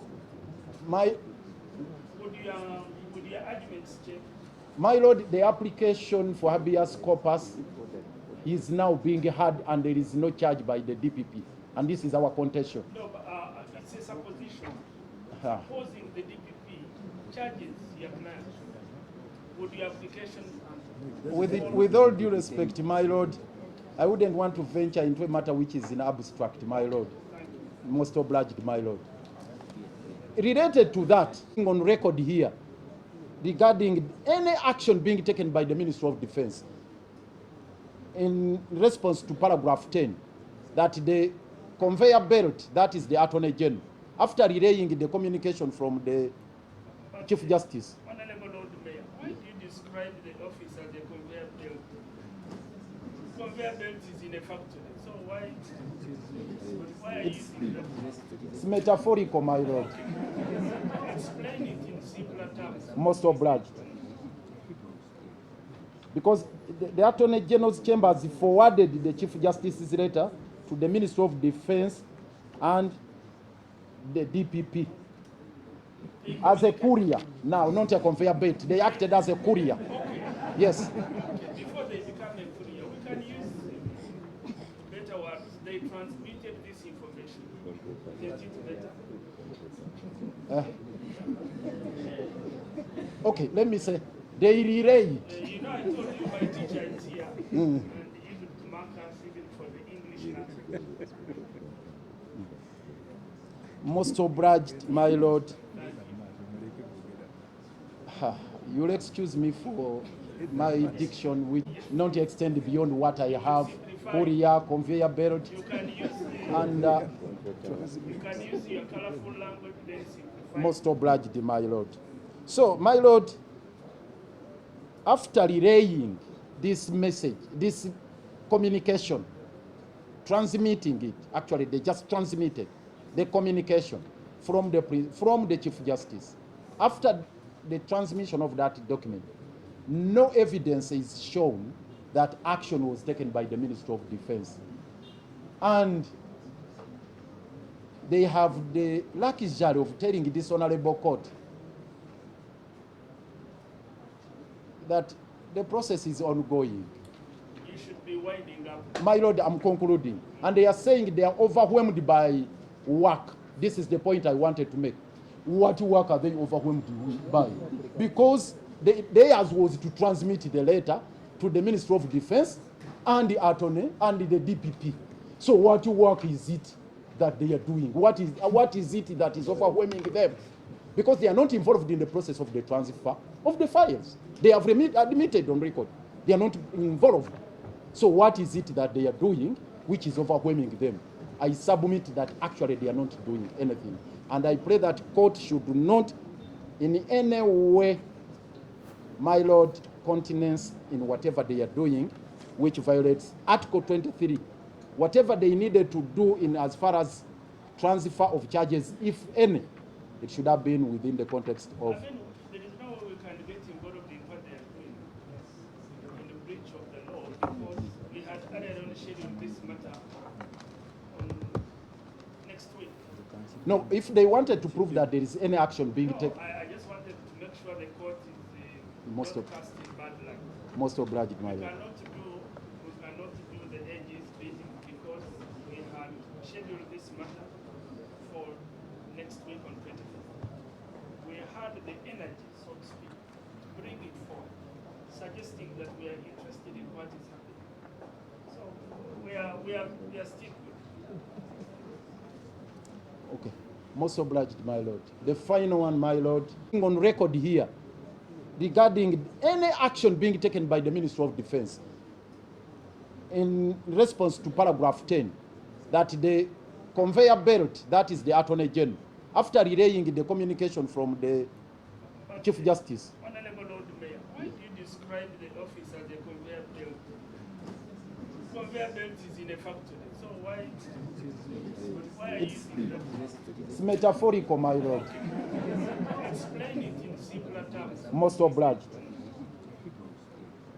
Because the Attorney General's chamber has forwarded the Chief Justice's letter to the Ministry of Defense and the DPP as a courier. Now, not a conveyor belt. They acted as a courier. Yes. Before they become a courier, we can use better words. They transmitted this information. Get it better. Okay, let me say, they relay. You know, I told you my teacher is here, and he used markers even for the English language.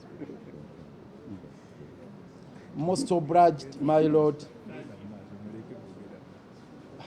You'll excuse me for my diction, which not extend beyond what I have. Courier, conveyor belt, and You can use your colorful language, then simplify. most obliged, my lord. So, my lord, after relaying this message, this communication, transmitting it, actually they just transmitted the communication from the Chief Justice. After the transmission of that document, no evidence is shown that action was taken by the Ministry of Defense. And they have the luxury of telling this honorable court that the process is ongoing. You should be winding up. My lord, I'm concluding. And they are saying they are overwhelmed by work. This is the point I wanted to make. What work are they overwhelmed by? Because theirs was to transmit the letter to the Ministry of Defense and the Attorney and the DPP. So what work is it that they are doing? What is it that is overwhelming them? Because they are not involved in the process of the transfer of the files. They have admitted on record. They are not involved. So what is it that they are doing which is overwhelming them? I submit that actually they are not doing anything. And I pray that court should not in any way, my lord, countenance in whatever they are doing, which violates Article 23. Whatever they needed to do in as far as transfer of charges, if any, it should have been within the context of. I mean, there is no way we can get involved in what they are doing in the breach of the law, because we had earlier on scheduled this matter on next week. No, if they wanted to prove that there is any action being taken. I just wanted to make sure the court is Most not casting bad light. Most obliged, my We lord. cannot do the edges bidding because we had scheduled this matter for next week on 25th. We had the energy, so to speak, to bring it forward, suggesting that we are interested in what is happening. So we are still good. Okay. Most obliged, my lord. The final one, my lord, not extend beyond what I have. Courier, conveyor belt, and You can use your colorful language, then simplify. most obliged, my lord.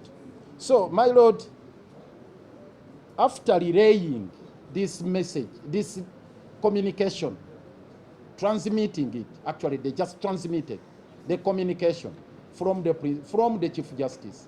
After the transmission of that document, no evidence is shown that action was taken by the Ministry of Defense. And they have the luxury of telling this honorable court that the process is ongoing. You should be winding up. My Lord, I'm concluding. And they are saying they are overwhelmed by work. This is the point I wanted to make. What work are they overwhelmed by? Because theirs was to transmit the letter to the Ministry of Defense and the attorney and the DPP. So what work is it that they are doing? What is it that is overwhelming them? Because they are not involved in the process of the transfer of the files. They have admitted on record.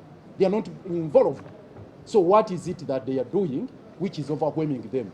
I submit that actually they are not doing anything. And I pray that court should not in any way, my Lord, countenance in whatever they are doing, which violates Article 23. Whatever they needed to do in as far as transfer of charges, if any, it should have been within the context of... I mean, there is no way we can get involved in what they are doing in the breach of the law, because we had earlier on scheduled this matter on next week. No, if they wanted to prove that there is any action being taken... I just wanted to make sure the court is Most not casting bad light. Most obliged, my We Lord. cannot do the AG's bidding because we had scheduled this matter for next week on 25th. We had the energy, so to speak, to bring it forward, suggesting that we are interested in what is happening. So we are still good. Okay. Most obliged, my Lord. The final one, my Lord, not extend beyond what I have. Courier, conveyor belt, You can use and your colorful language, then simplify. most obliged, my Lord. So, my Lord, after relaying this message, this communication, transmitting it, actually they just transmitted the communication from the Chief Justice. After the transmission of that document, no evidence is shown that action was taken by the Ministry of Defense. And they have the luxury of telling this honorable court that the process is ongoing. You should be winding up. My Lord, I'm concluding. And they are saying they are overwhelmed by work. This is the point I wanted to make. What work are they overwhelmed by? Because theirs was to transmit the letter to the Ministry of Defense and the attorney and the DPP. So what work is it that they are doing? What is it that is overwhelming them? Because they are not involved in the process of the transfer of the files. They have admitted on record. They are not involved. So what is it that they are doing which is overwhelming them? I submit that actually they are not doing anything. And I pray that court should not in any way, my Lord, countenance in whatever they are doing, which violates Article 23. Whatever they needed to do in as far as transfer of charges, if any, it should have been within the context of... I mean, there is no way we can get involved in what they are doing in the breach of the law, because we had earlier on scheduled this matter on next week. No, if they wanted to prove that there is any action being taken... I just wanted to make sure the court is Most not casting bad light. Most obliged, my We Lord. cannot do the AG's bidding because we had scheduled this matter for next week on 25th. We had the energy, so to speak, to bring it forward, suggesting that we are interested in what is happening. So we are still good. Okay. Most obliged, my Lord. The final one, my Lord, not extend beyond what I have. Courier, conveyor belt, and your colorful language, then simplify. most obliged, my Lord. So, my Lord, after relaying this message, this communication, transmitting it, actually they just transmitted the communication from the Chief Justice. After the transmission of that document, no evidence is shown that action was taken by the Ministry of Defense. And they have the luxury of telling this honorable court that the process is ongoing. You should be winding up. My Lord, I'm concluding. And they are saying they are overwhelmed by work. This is the point I wanted to make. What work are they overwhelmed by? Because theirs was to transmit the letter to the Ministry of Defense and the attorney and the DPP. So what work is it that they are doing? What is it that is overwhelming them? Because they are not involved in the process of the transfer of the files. They have admitted on record. They are not involved. So what is it that they are doing which is overwhelming them? I submit that actually they are not doing anything. And I pray that court should not in any way, my Lord, countenance in whatever they are doing, which violates Article 23. Whatever they needed to do in as far as transfer of charges, if any, it should have been within the context of... I mean, there is no way we can get involved in what they are doing in the breach of the law, because we had earlier on scheduled this matter on next week. No, if they wanted to prove that there is any action being taken... I just wanted to make sure the court is Most not casting bad light. Most obliged, my We Lord. cannot do the edges beating because we had scheduled this matter for next week on 25th. We had the energy, so to speak, to bring it forward, suggesting that we are interested in what is happening. So we are still good. Okay. Most obliged, my Lord. The final one, my Lord, not to extend beyond what I have. Courier, conveyor belt, You can use and you can use your colorful language, then simplify. most obliged, my Lord. So, my Lord, after relaying this message, this communication, transmitting it, actually they just transmitted the communication from the Chief Justice. After the transmission of that document, no evidence is shown that action was taken by the Ministry of Defense. And they have the luxury of telling this honorable court that the process is ongoing. You should be winding up. My Lord, I'm concluding. And they are saying they are overwhelmed by work. This is the point I wanted to make. What work are they overwhelmed by? Because theirs was to transmit the letter to the Ministry of Defense and the attorney and the DPP. So what work is it that they are doing? What is it that is overwhelming them? Because they are not involved in the process of the transfer of the files. They have admitted on record. They are not involved. So what is it that they are doing which is overwhelming them? I submit that actually they are not doing anything. And I pray that court should not in any way, my Lord, countenance in whatever they are doing, which violates Article 23. Whatever they needed to do in as far as transfer of charges, if any, it should have been within the context of... I mean, there is no way we can get involved in what they are doing in the breach of the law, because we had earlier on scheduled this matter on next week. No, if they wanted to prove that there is any action being taken... I just wanted to make sure the court is Most not casting bad light. Most obliged, my We Lord. cannot do the edges beating because we had scheduled this matter for next week on 25th. We had the energy, so to speak, to bring it forward, suggesting that we are interested in what is happening. So we are still good. Okay. Most obliged, my Lord. The final one, my Lord, is still on the legality of the detention. My Lord, it's our submission that once the Supreme Court quashed the proceedings of the General Court Martial, once those proceedings were quashed, the remand warrant had to fall by the wayside. And if at all it had been saved like they have argued, it lapsed. My land friend here, Segona, and others submitted extensive on that. It lapsed on the 3rd of August. Rather, sorry. It expired on the 3rd of Feb. And to date, my Lord, It cannot just be some. Yes? It can't be resurrected. Yes. And the reason, and these prisons authorities who are here, they normally move with a document for extension. Do they have one? That we have it here, which can be extended? They don't have any.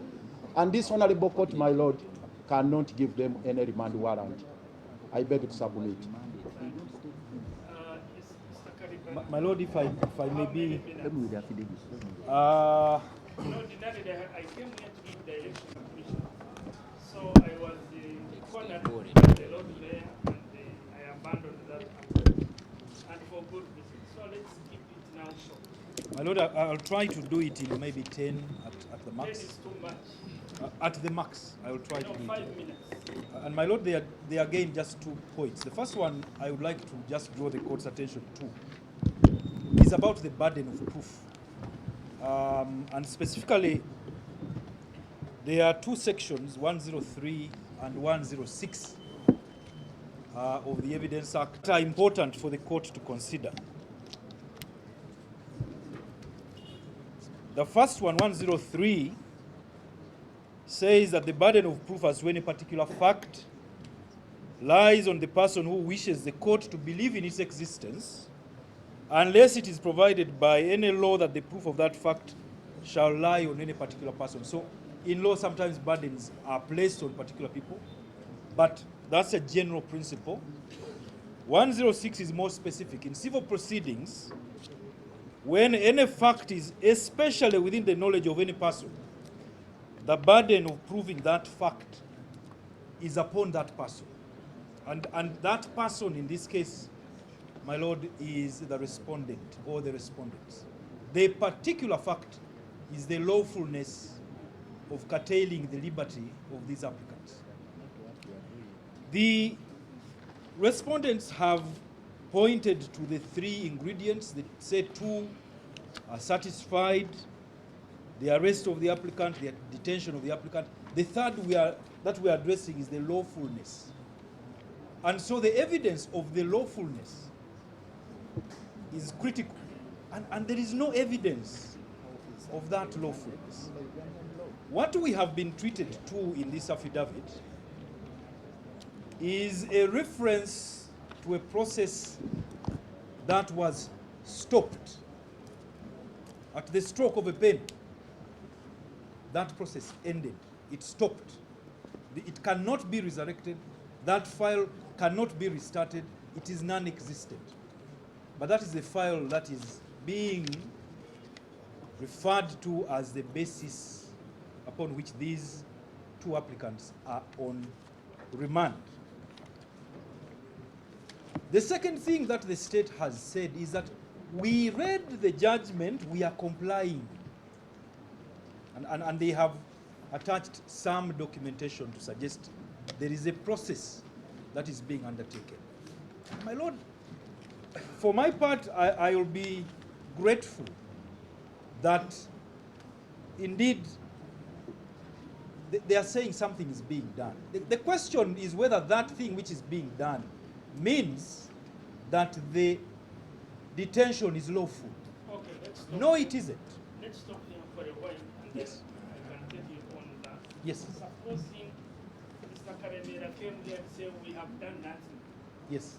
Your argument be the same. My lord, to me, the argument is exactly the same. The compliance, the issue we are dealing with of personal liberty, cannot be justified by administrative processes which have no time limit, which we do not know the details of.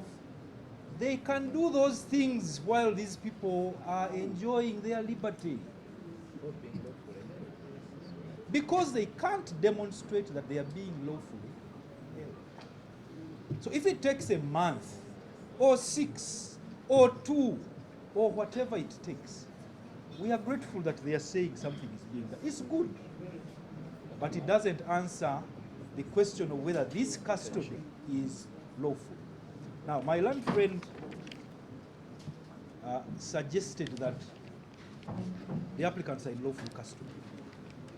The only thing I can say is that they are in a place that is lawfully gazetted to keep guests of the state, as we sometimes maybe on refer that, to them.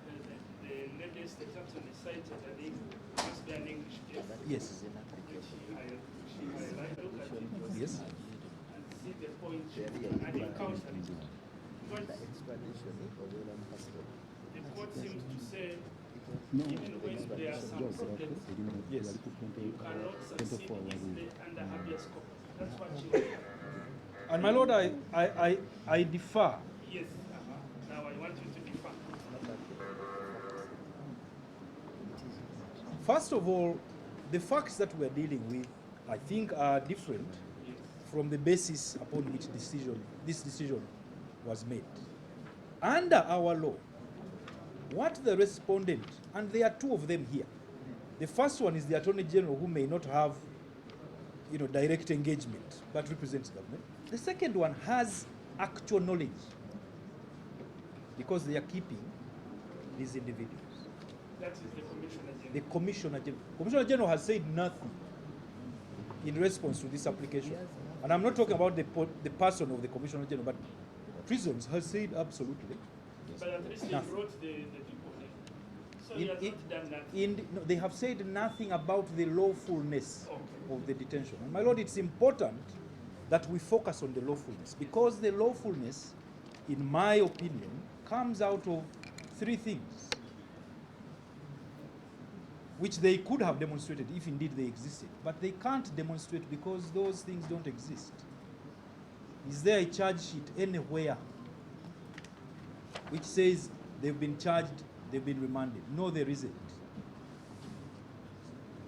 Is there a warrant that remands them beyond the 3rd of February 2025?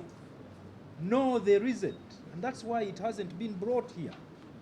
Is there any order of any court? That's the third point. Any court anywhere, even if it was an LC court, that says remand them. My lord, there isn't.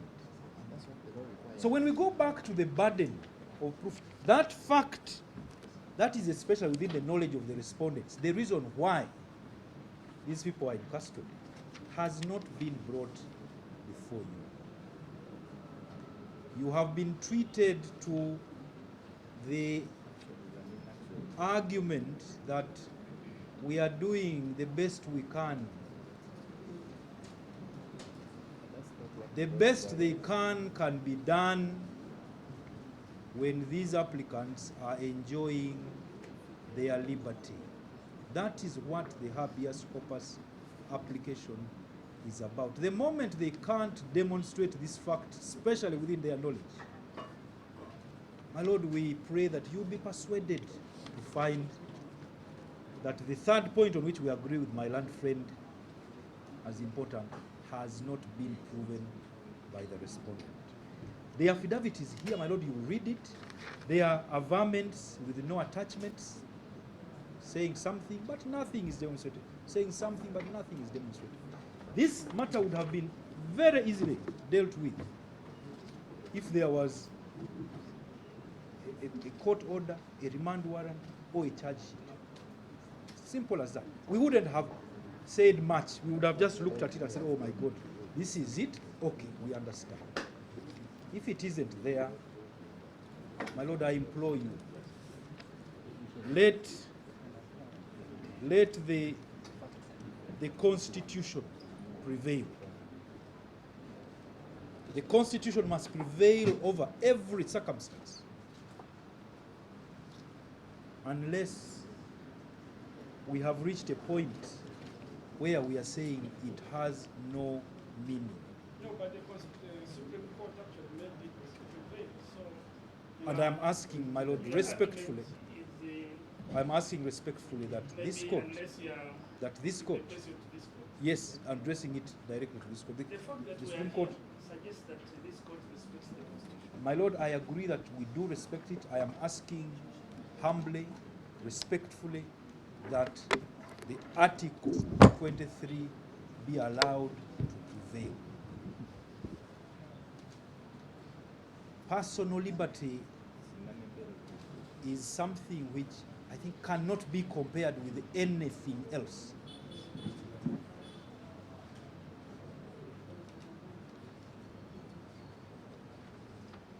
being incarcerated for lawful reason is terrifying enough. Being incarcerated for no reason at all has no place at all under this constitution, unless we are applying a different one, and we are not. So, my Lord, I rest by respectfully urging the court to find our submissions in support of this application convincing, satisfying, persuading enough for you to grant the order. That order, as my Lord said, can be granted extempore. Circumstances do sometimes dictate that. But that, my Lord, we will leave. That we will leave to the court to determine. I thank you, my Lord. How many minutes?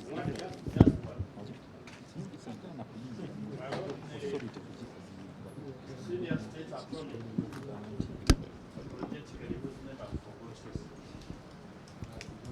forgot, Natuwira, did submit about the decree which was sent to them on 17th of February, suggesting that they got it late.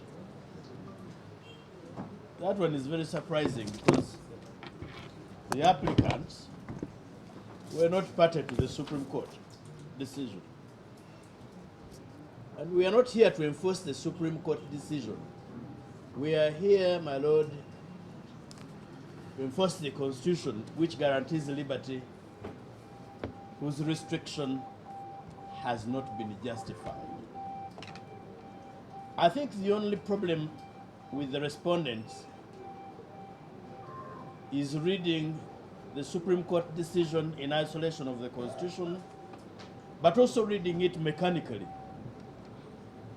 Mechanically, that they were waiting for a decision to say release. Simplify what you mean so that our journalists can understand. Well, my Lord, with your guidance, I will, although my primary concern is you. But they consume and they help us Sure. share this information with, because then Thank you. Thank you, my Lord. And I will do that. Mechanically. Mechanically. Does it mean without thinking, like a robot? Is that what you mean? I refrain from saying they are not thinking from here, my Lord. I want to say they are thinking, but mischievously. Mischievously because the foundation of the court decision is giving effect to the liberties guaranteed under our Constitution and not restrict them. So the way the Attorney General is interpreting this Constitution is mechanical in a sense that he uses it to achieve a particular end. And that particular end is to continue the detention. My Lord, Section 57 requires a detention order to be signed and sealed by a person authorized by law. So the question is, whose signature and seal exist on the detention order, if any? Which is, if it exists, it has been hidden from court. And that is intended to deny the applicants the protection of both the Constitution and court. My Lord, if someone is indefinitely held in custody, when do you come in to protect that person? As court. As court, you issue a warrant with limited timelines to ensure that this person is properly protected and is in good order. But what the Attorney General is treating us on today is to say, for as long as we are undertaking these administrative processes, it is okay. A violation is not acceptable in our constitutional framework, not even for a microsecond.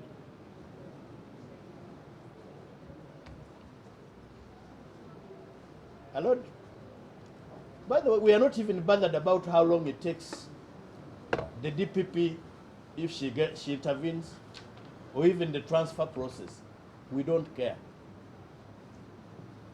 The DPP might even decide not to touch this file and say that file is a nullity ab initio.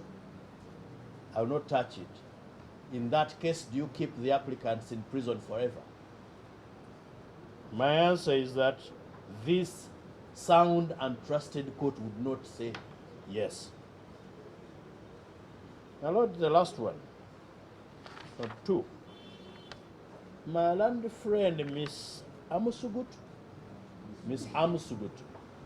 did say that by necessary implication, the Supreme Court validated, actually she used the word validated the pre-existing warrants. No. The Supreme Court said the trial is a nullity. And which lawyer doesn't know that a nullity is a nullity ab initio? The Supreme Court knows, like you and I know, that a nullity is a nullity. It cannot be the foundation of any lawful action. And therefore, no amount of validation can resuscitate that dead man and his actions. With respect to the case she cited of R versus Governor of Rixton, prison ex-party armor. I have read it. I think I read it before, but I can refresh. Specific reference was made to a lower court. There is no lower court.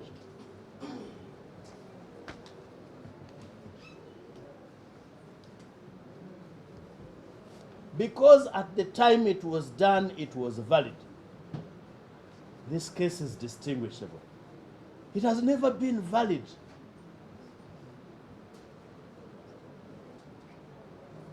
The decision of the Supreme Court, and I find solace and fortification in the decision cited by my land friend, Mr. Samuel Muizi.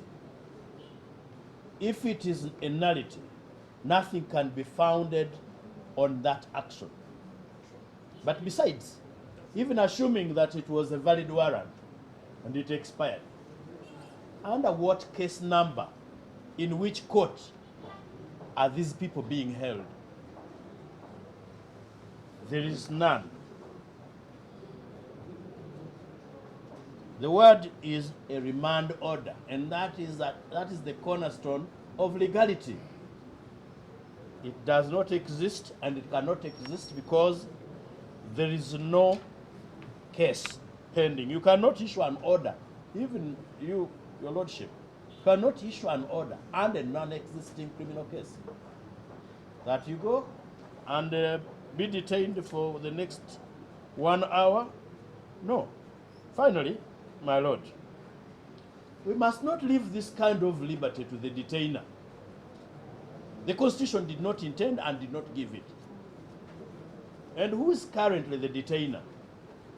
Currently, the detainer is the learned Attorney General, Honorable Chirewa Chwanuka, the Attorney General, because he's the one telling these people, you can continue to detain.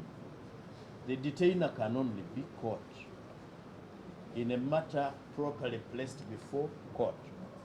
The emphasis by my land friend is Amusugutu, that we have a justification and therefore sought to get solace in the decision of R versus Governor Supra by saying once they have what she called a substantive basis is a recipe for disaster.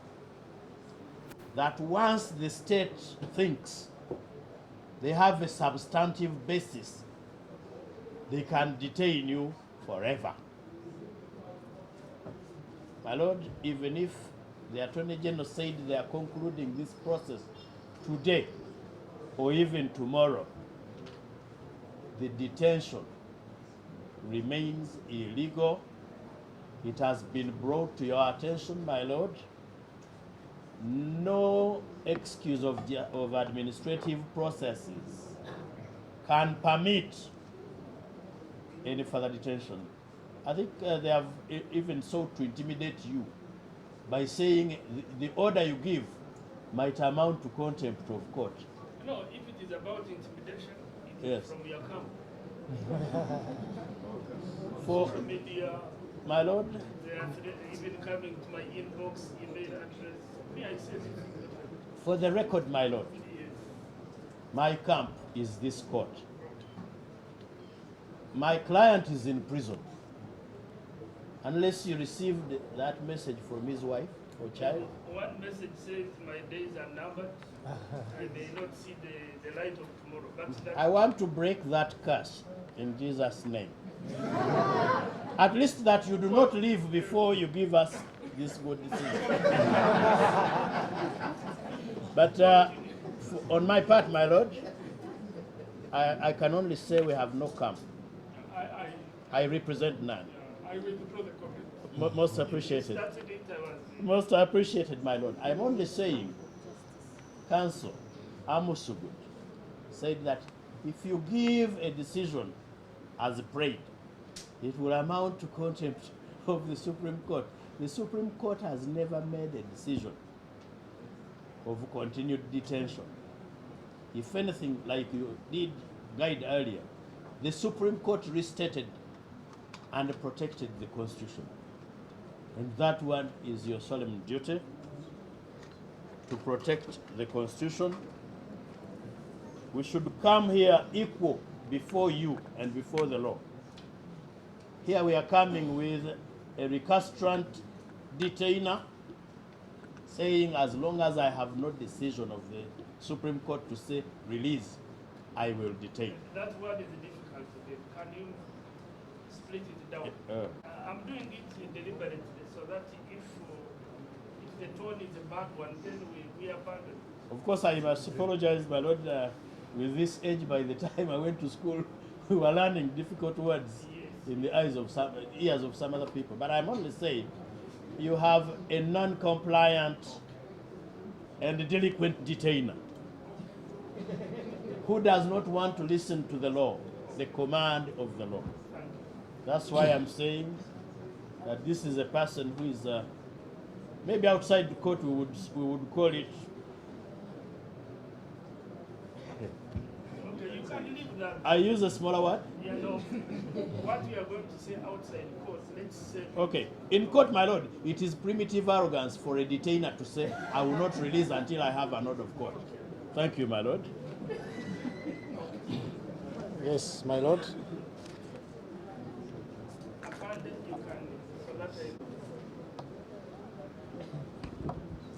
My lord, 1 minute will be enough.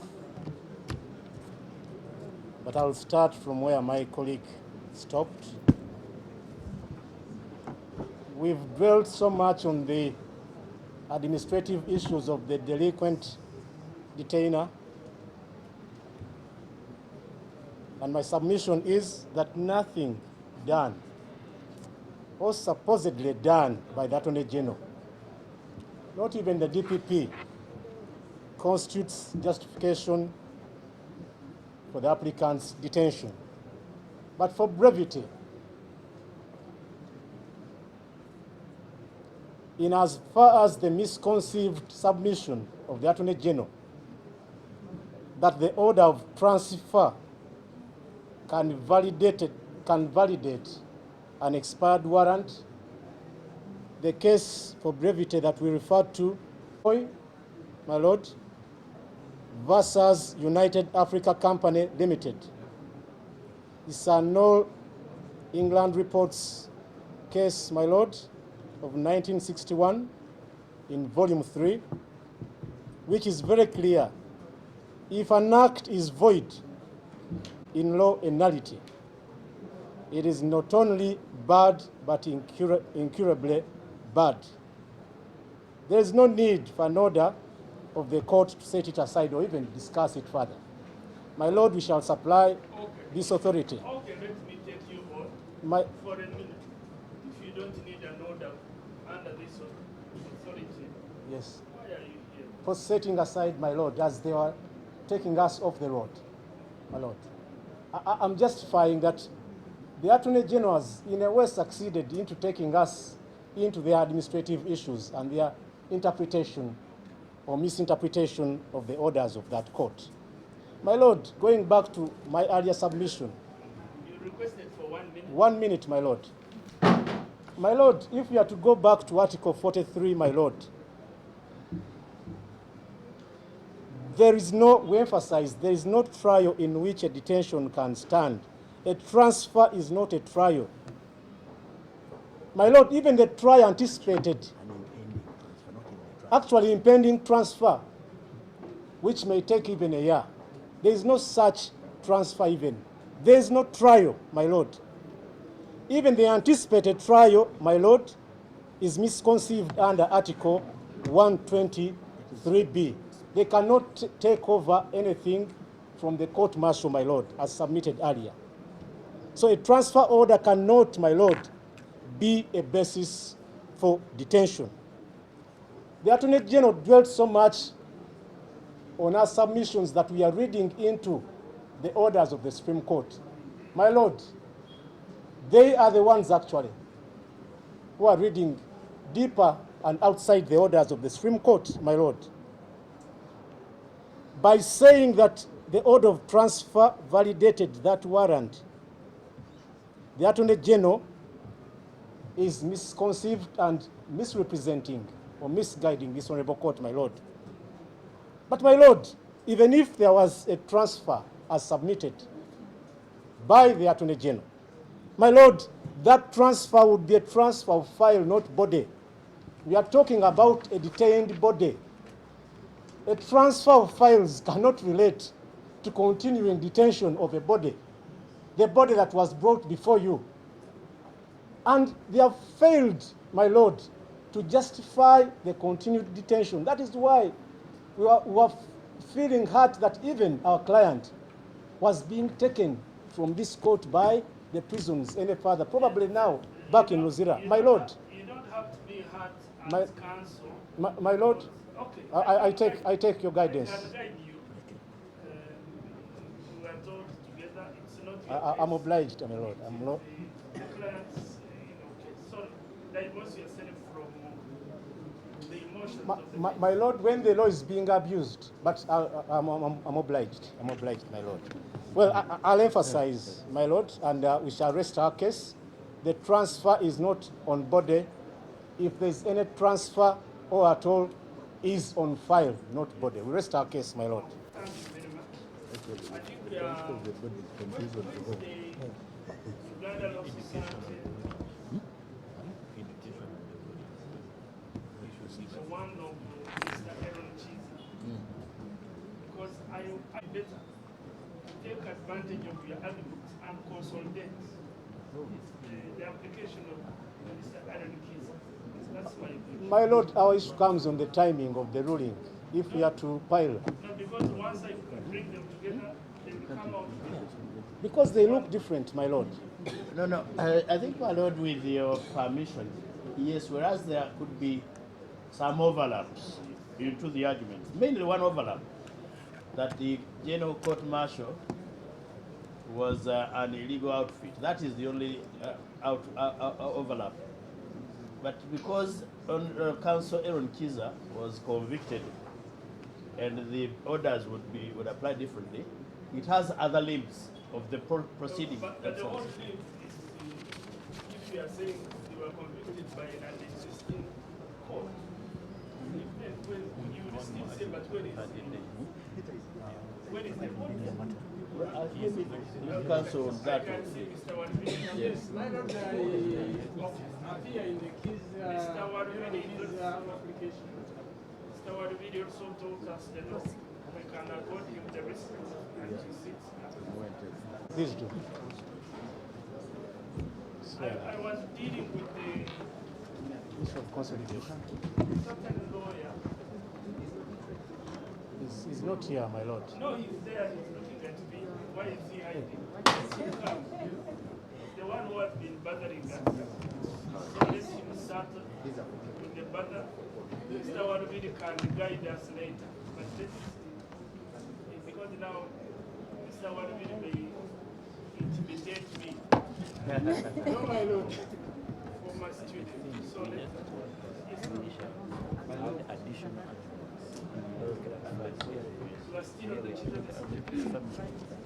in reference to what you are guiding. My Lord, as Attorney General, we received the application today when we are walking out, actually when we are driving out. So we have not filed in an affidavit. And my instruction is that to have a standover so that we can reply. And for me, as you think about complying, this is the mind I formed. Because I read this motion earlier, and I could see in principle, you are questioning the power of a non-existing court to remand or even to pass a judgment. So the only thing that comes out is a lawyer who was charged with contempt of court and etc.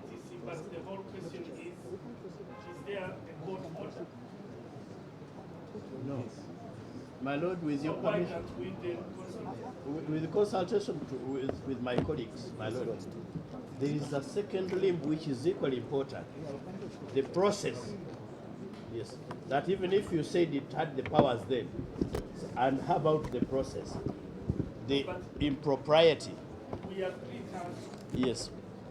Like the colleague argued, Yes, ma'am. something is illegal. Do you need a court to tell you that it was? Yes, We need to check whether the procedure was okay. Yes, my Lord. No, but it is already. No, my Lord. No. Supposing I want to mitigate. Okay. On that one, Yes. I'm going to ask for. Let me give direction to that. Because Your Lordship, if I may, I have discussed with the counsel for the applicant, and is in agreement that we can stand it over up to 2 p.m. That one is okay. Time here. No, for me, I wanted to give oral direction instead of coming back. I am camera shy, as you have realized. So I just wanted to give direction that AG should reply to the motion by 2. Application. Every other person should file their submission by tomorrow. In the meantime, I'm done with it. no. Yes, my lord. So that way you will save me the intimidation from my former teacher, Mr. Wadi. And I'm saying this most sincerely. Yes, okay. Most sincere. And in the meantime, My lord, I have not understood the direction. I know, yeah, the direction is you have not, ND has not replied. You have been served before. Yes, but we are giving them up to 2 to reply. Okay, up to 5 p.m. interim. By 9, you can rejoin to their reply. Then all of you should file your arguments tomorrow. Now for me, I've given you a hint, a draft decision that I'm likely to consolidate. If I choose to consolidate, I will give it. My lord, maybe if I may, No, I'm not. just to make sure that the court does not make a mistake. And the matters involved in Mr. Elon Chiza are quite different. I am aware the decision to consolidate, because I cannot consolidate something which cannot be put together. I'm very careful. But I know in order to manage even the sentiment around this case, it is why Okay. I want to come in with something. Yeah. I think, my lord, we have a win-win with your guidance, for which I'm grateful. And what I'm about to propose as a win-win is not rocket science. It is something which we have done before. First, we would be comfortable with all parties exchanging pleadings calmly, provided in the meantime you grant an interim order of release. My lord, you need to listen to my prayer. I know, and by the way, I respect you. I'm grateful, my lord. For me, I'm managing a lot of things. That's why I've spent a lot of time here. Yeah. You are not here, but been in the trenches with the children. We don't want to move. My lord, I was only helping them to be able to come here. My lord. They have effective. You whisper to them the truth of what has been. Don't hide. So what we want to do is not to create more tension. We want to do this thing in a calm way. Mm. We manage tension. I don't mind whether people threaten me or not, but I know we are trying to manage. My lord, for me, I care whether people threaten you. I mean, I die once. No, even when I saw that letter which has been circulating, I was concerned. Yeah, we should show some concern. Yes. So for me, and like I've said, that's what I normally say when my teachers appear before me. I don't want them To intimidate you. Let's not allow them to speak. The AG should reply by 5.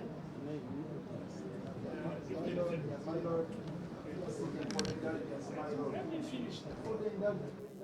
When you finish. Before the directions are No, these are draft directions. We shall amend. just on the procedural matter, my lord. My lord, if I may. Some 7 is late. I beg Also, black. So it happens. So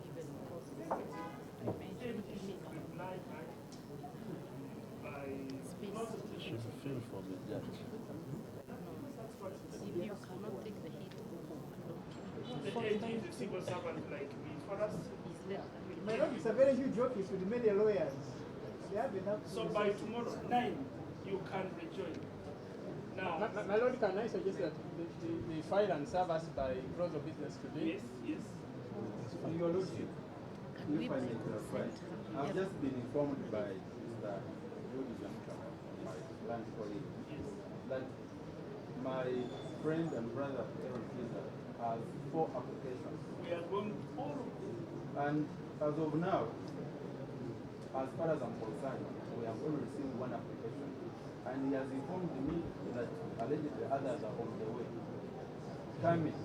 I will take them on. Now, Your Lordship, for applications that we have not received, how do we respond to them by Because if there is no application, how can he imagine that there is an application in the way? It's not an application. That's what he's telling me. For us, we have ethnicity. The system tells us whether there is No, my lord, all filed applications will be served immediately after court, so that they have opportunity to reply by 5 o'clock and serve us. Now, let me listen to the Lord Mayor. Issues, my lord, matters of concern here. Personally, I'm really concerned about the procedure now we are taking involving the Habeas Corpus. You see, my lord, my understanding of this writ, it's a prerogative writ. And with the prerogative writ of this nature, which touches civil liberties, it is interrogative in nature.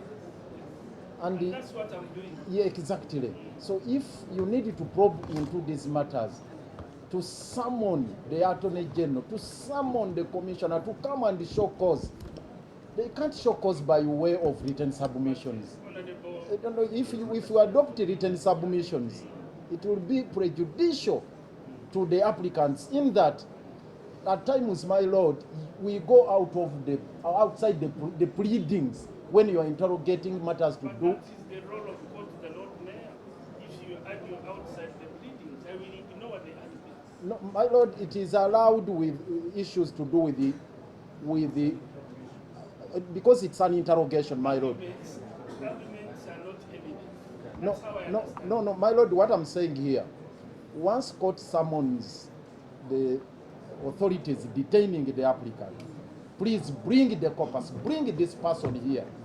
Court has to pose questions. All questions emerge in the court, like it has happened today, my lord. So if it is by way of written submissions, my lord, there are issues that will not be canvassed, and that is my concern. Let me tell you.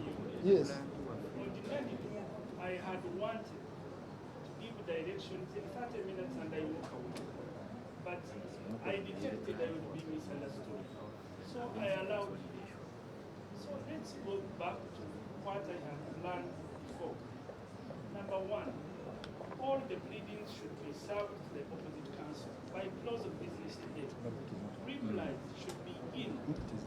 All the parties should write as many words as they want. I'm not going to limit you. I normally limit you. By end of business tomorrow. So that it gives me time. Me, I'm not going to sleep. I will start drafting the decision today. No, my lord, you see, what I was raising here, I'm sorry to keep insisting. like we had earlier on said that it's a two-pronged matter when you talk about habeas corpus. First produce the body, and the body is here. Now the question is to interrogate why that body is detained somebody. Now, that's difficult, my lord. With written submissions, arguments and counter-arguments, and... I am lucky, I have two teachers here, people who taught me. And they will look at me whether I understood what they taught me, if I come to think that it is not possible. They taught me to know that it is possible. To interrogate in writing. Yes, they taught me. Thank you very much. Now, And then the consolidation, my lord. Because the consolidation, because I picked it up, in your argument you can say it is wrong to consolidate. Someone can say it is okay to consolidate. A decision will be made on consolidation. I was just throwing an idea. So thank you very much. Thank you to the media. Maybe for clarification, is that the submissions are for error users. Yes, yes. We know that. We did everything here. My lord, you also made a note that service should be effective today. Yes. For even applications which are not yet served on us. No. How can we do that? How can I make that work? Now I'm looking at this scenario, my lord. You've given me up to close of the day.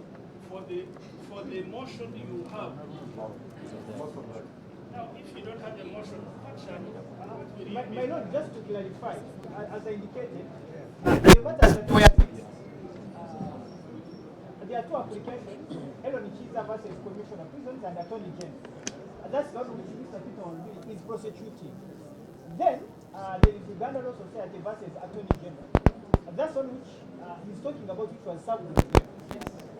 My understanding is all the applications touching Elon Chiza's matter are going to be served with them. Then they respond, and then if we want to, we'll rejoin, and then that is it. The pressure you should put on a judge is that we finished all the pleadings and arguments. Where is our decision? Me, I'm not going to see it tonight. That's what I'm telling you. So thank you very much, member. Especially those on social media, scale down the tension. I'm appealing. My lord, something important. Such an application needs the ruling. No. I will communicate. We have 8 weeks. On the 8 weeks, send a note for me, I will respond. But now, how am I going to give a date of the ruling? When pleadings are... Now, but look. My lord, one of the applications they have here to be somebody determined. No. You do it like unless you want me to report you, we have been this thing together. So you want But my lord, in this matter where the submissions... For yours, yes. I am going to draft. When a ruling is ready, you will see it on the lawyers forum. Our concern was that, my lord, when should we expect it? You know, we shouldn't tomorrow. Write to me a letter, posted on Ernest, requesting for the ruling date. You know why I'm avoiding to give you a specific date? Yes. The possibility that I might actually consolidate. And it's not going to take us a lot of time. I guarantee you. So on that one, I have called you. So let's keep it calm. My lord, we humbly pray that, my lord, you be pleased, at least tentatively, to give us a date, with or without consolidation. Yes, because, my lord, the concern here... I'm giving you a tentative date. If I'm to delay with the decision, it won't go beyond the 25th of February. But my lord, you saw our client here. He's sick and he has no access to a personal doctor. You asked me a Yes. question. I've given you a tentative response. It's tentative. Now, what do we do with his health situation now, my lord? We are going to... Tomorrow,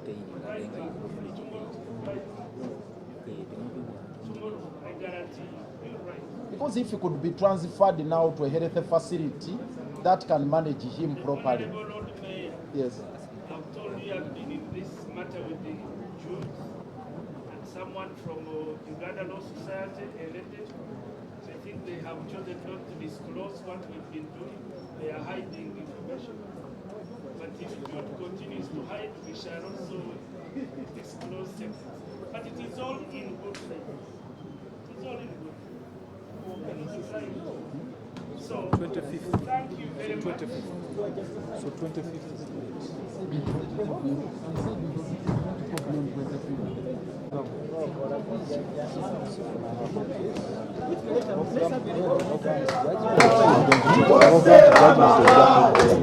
Judgment.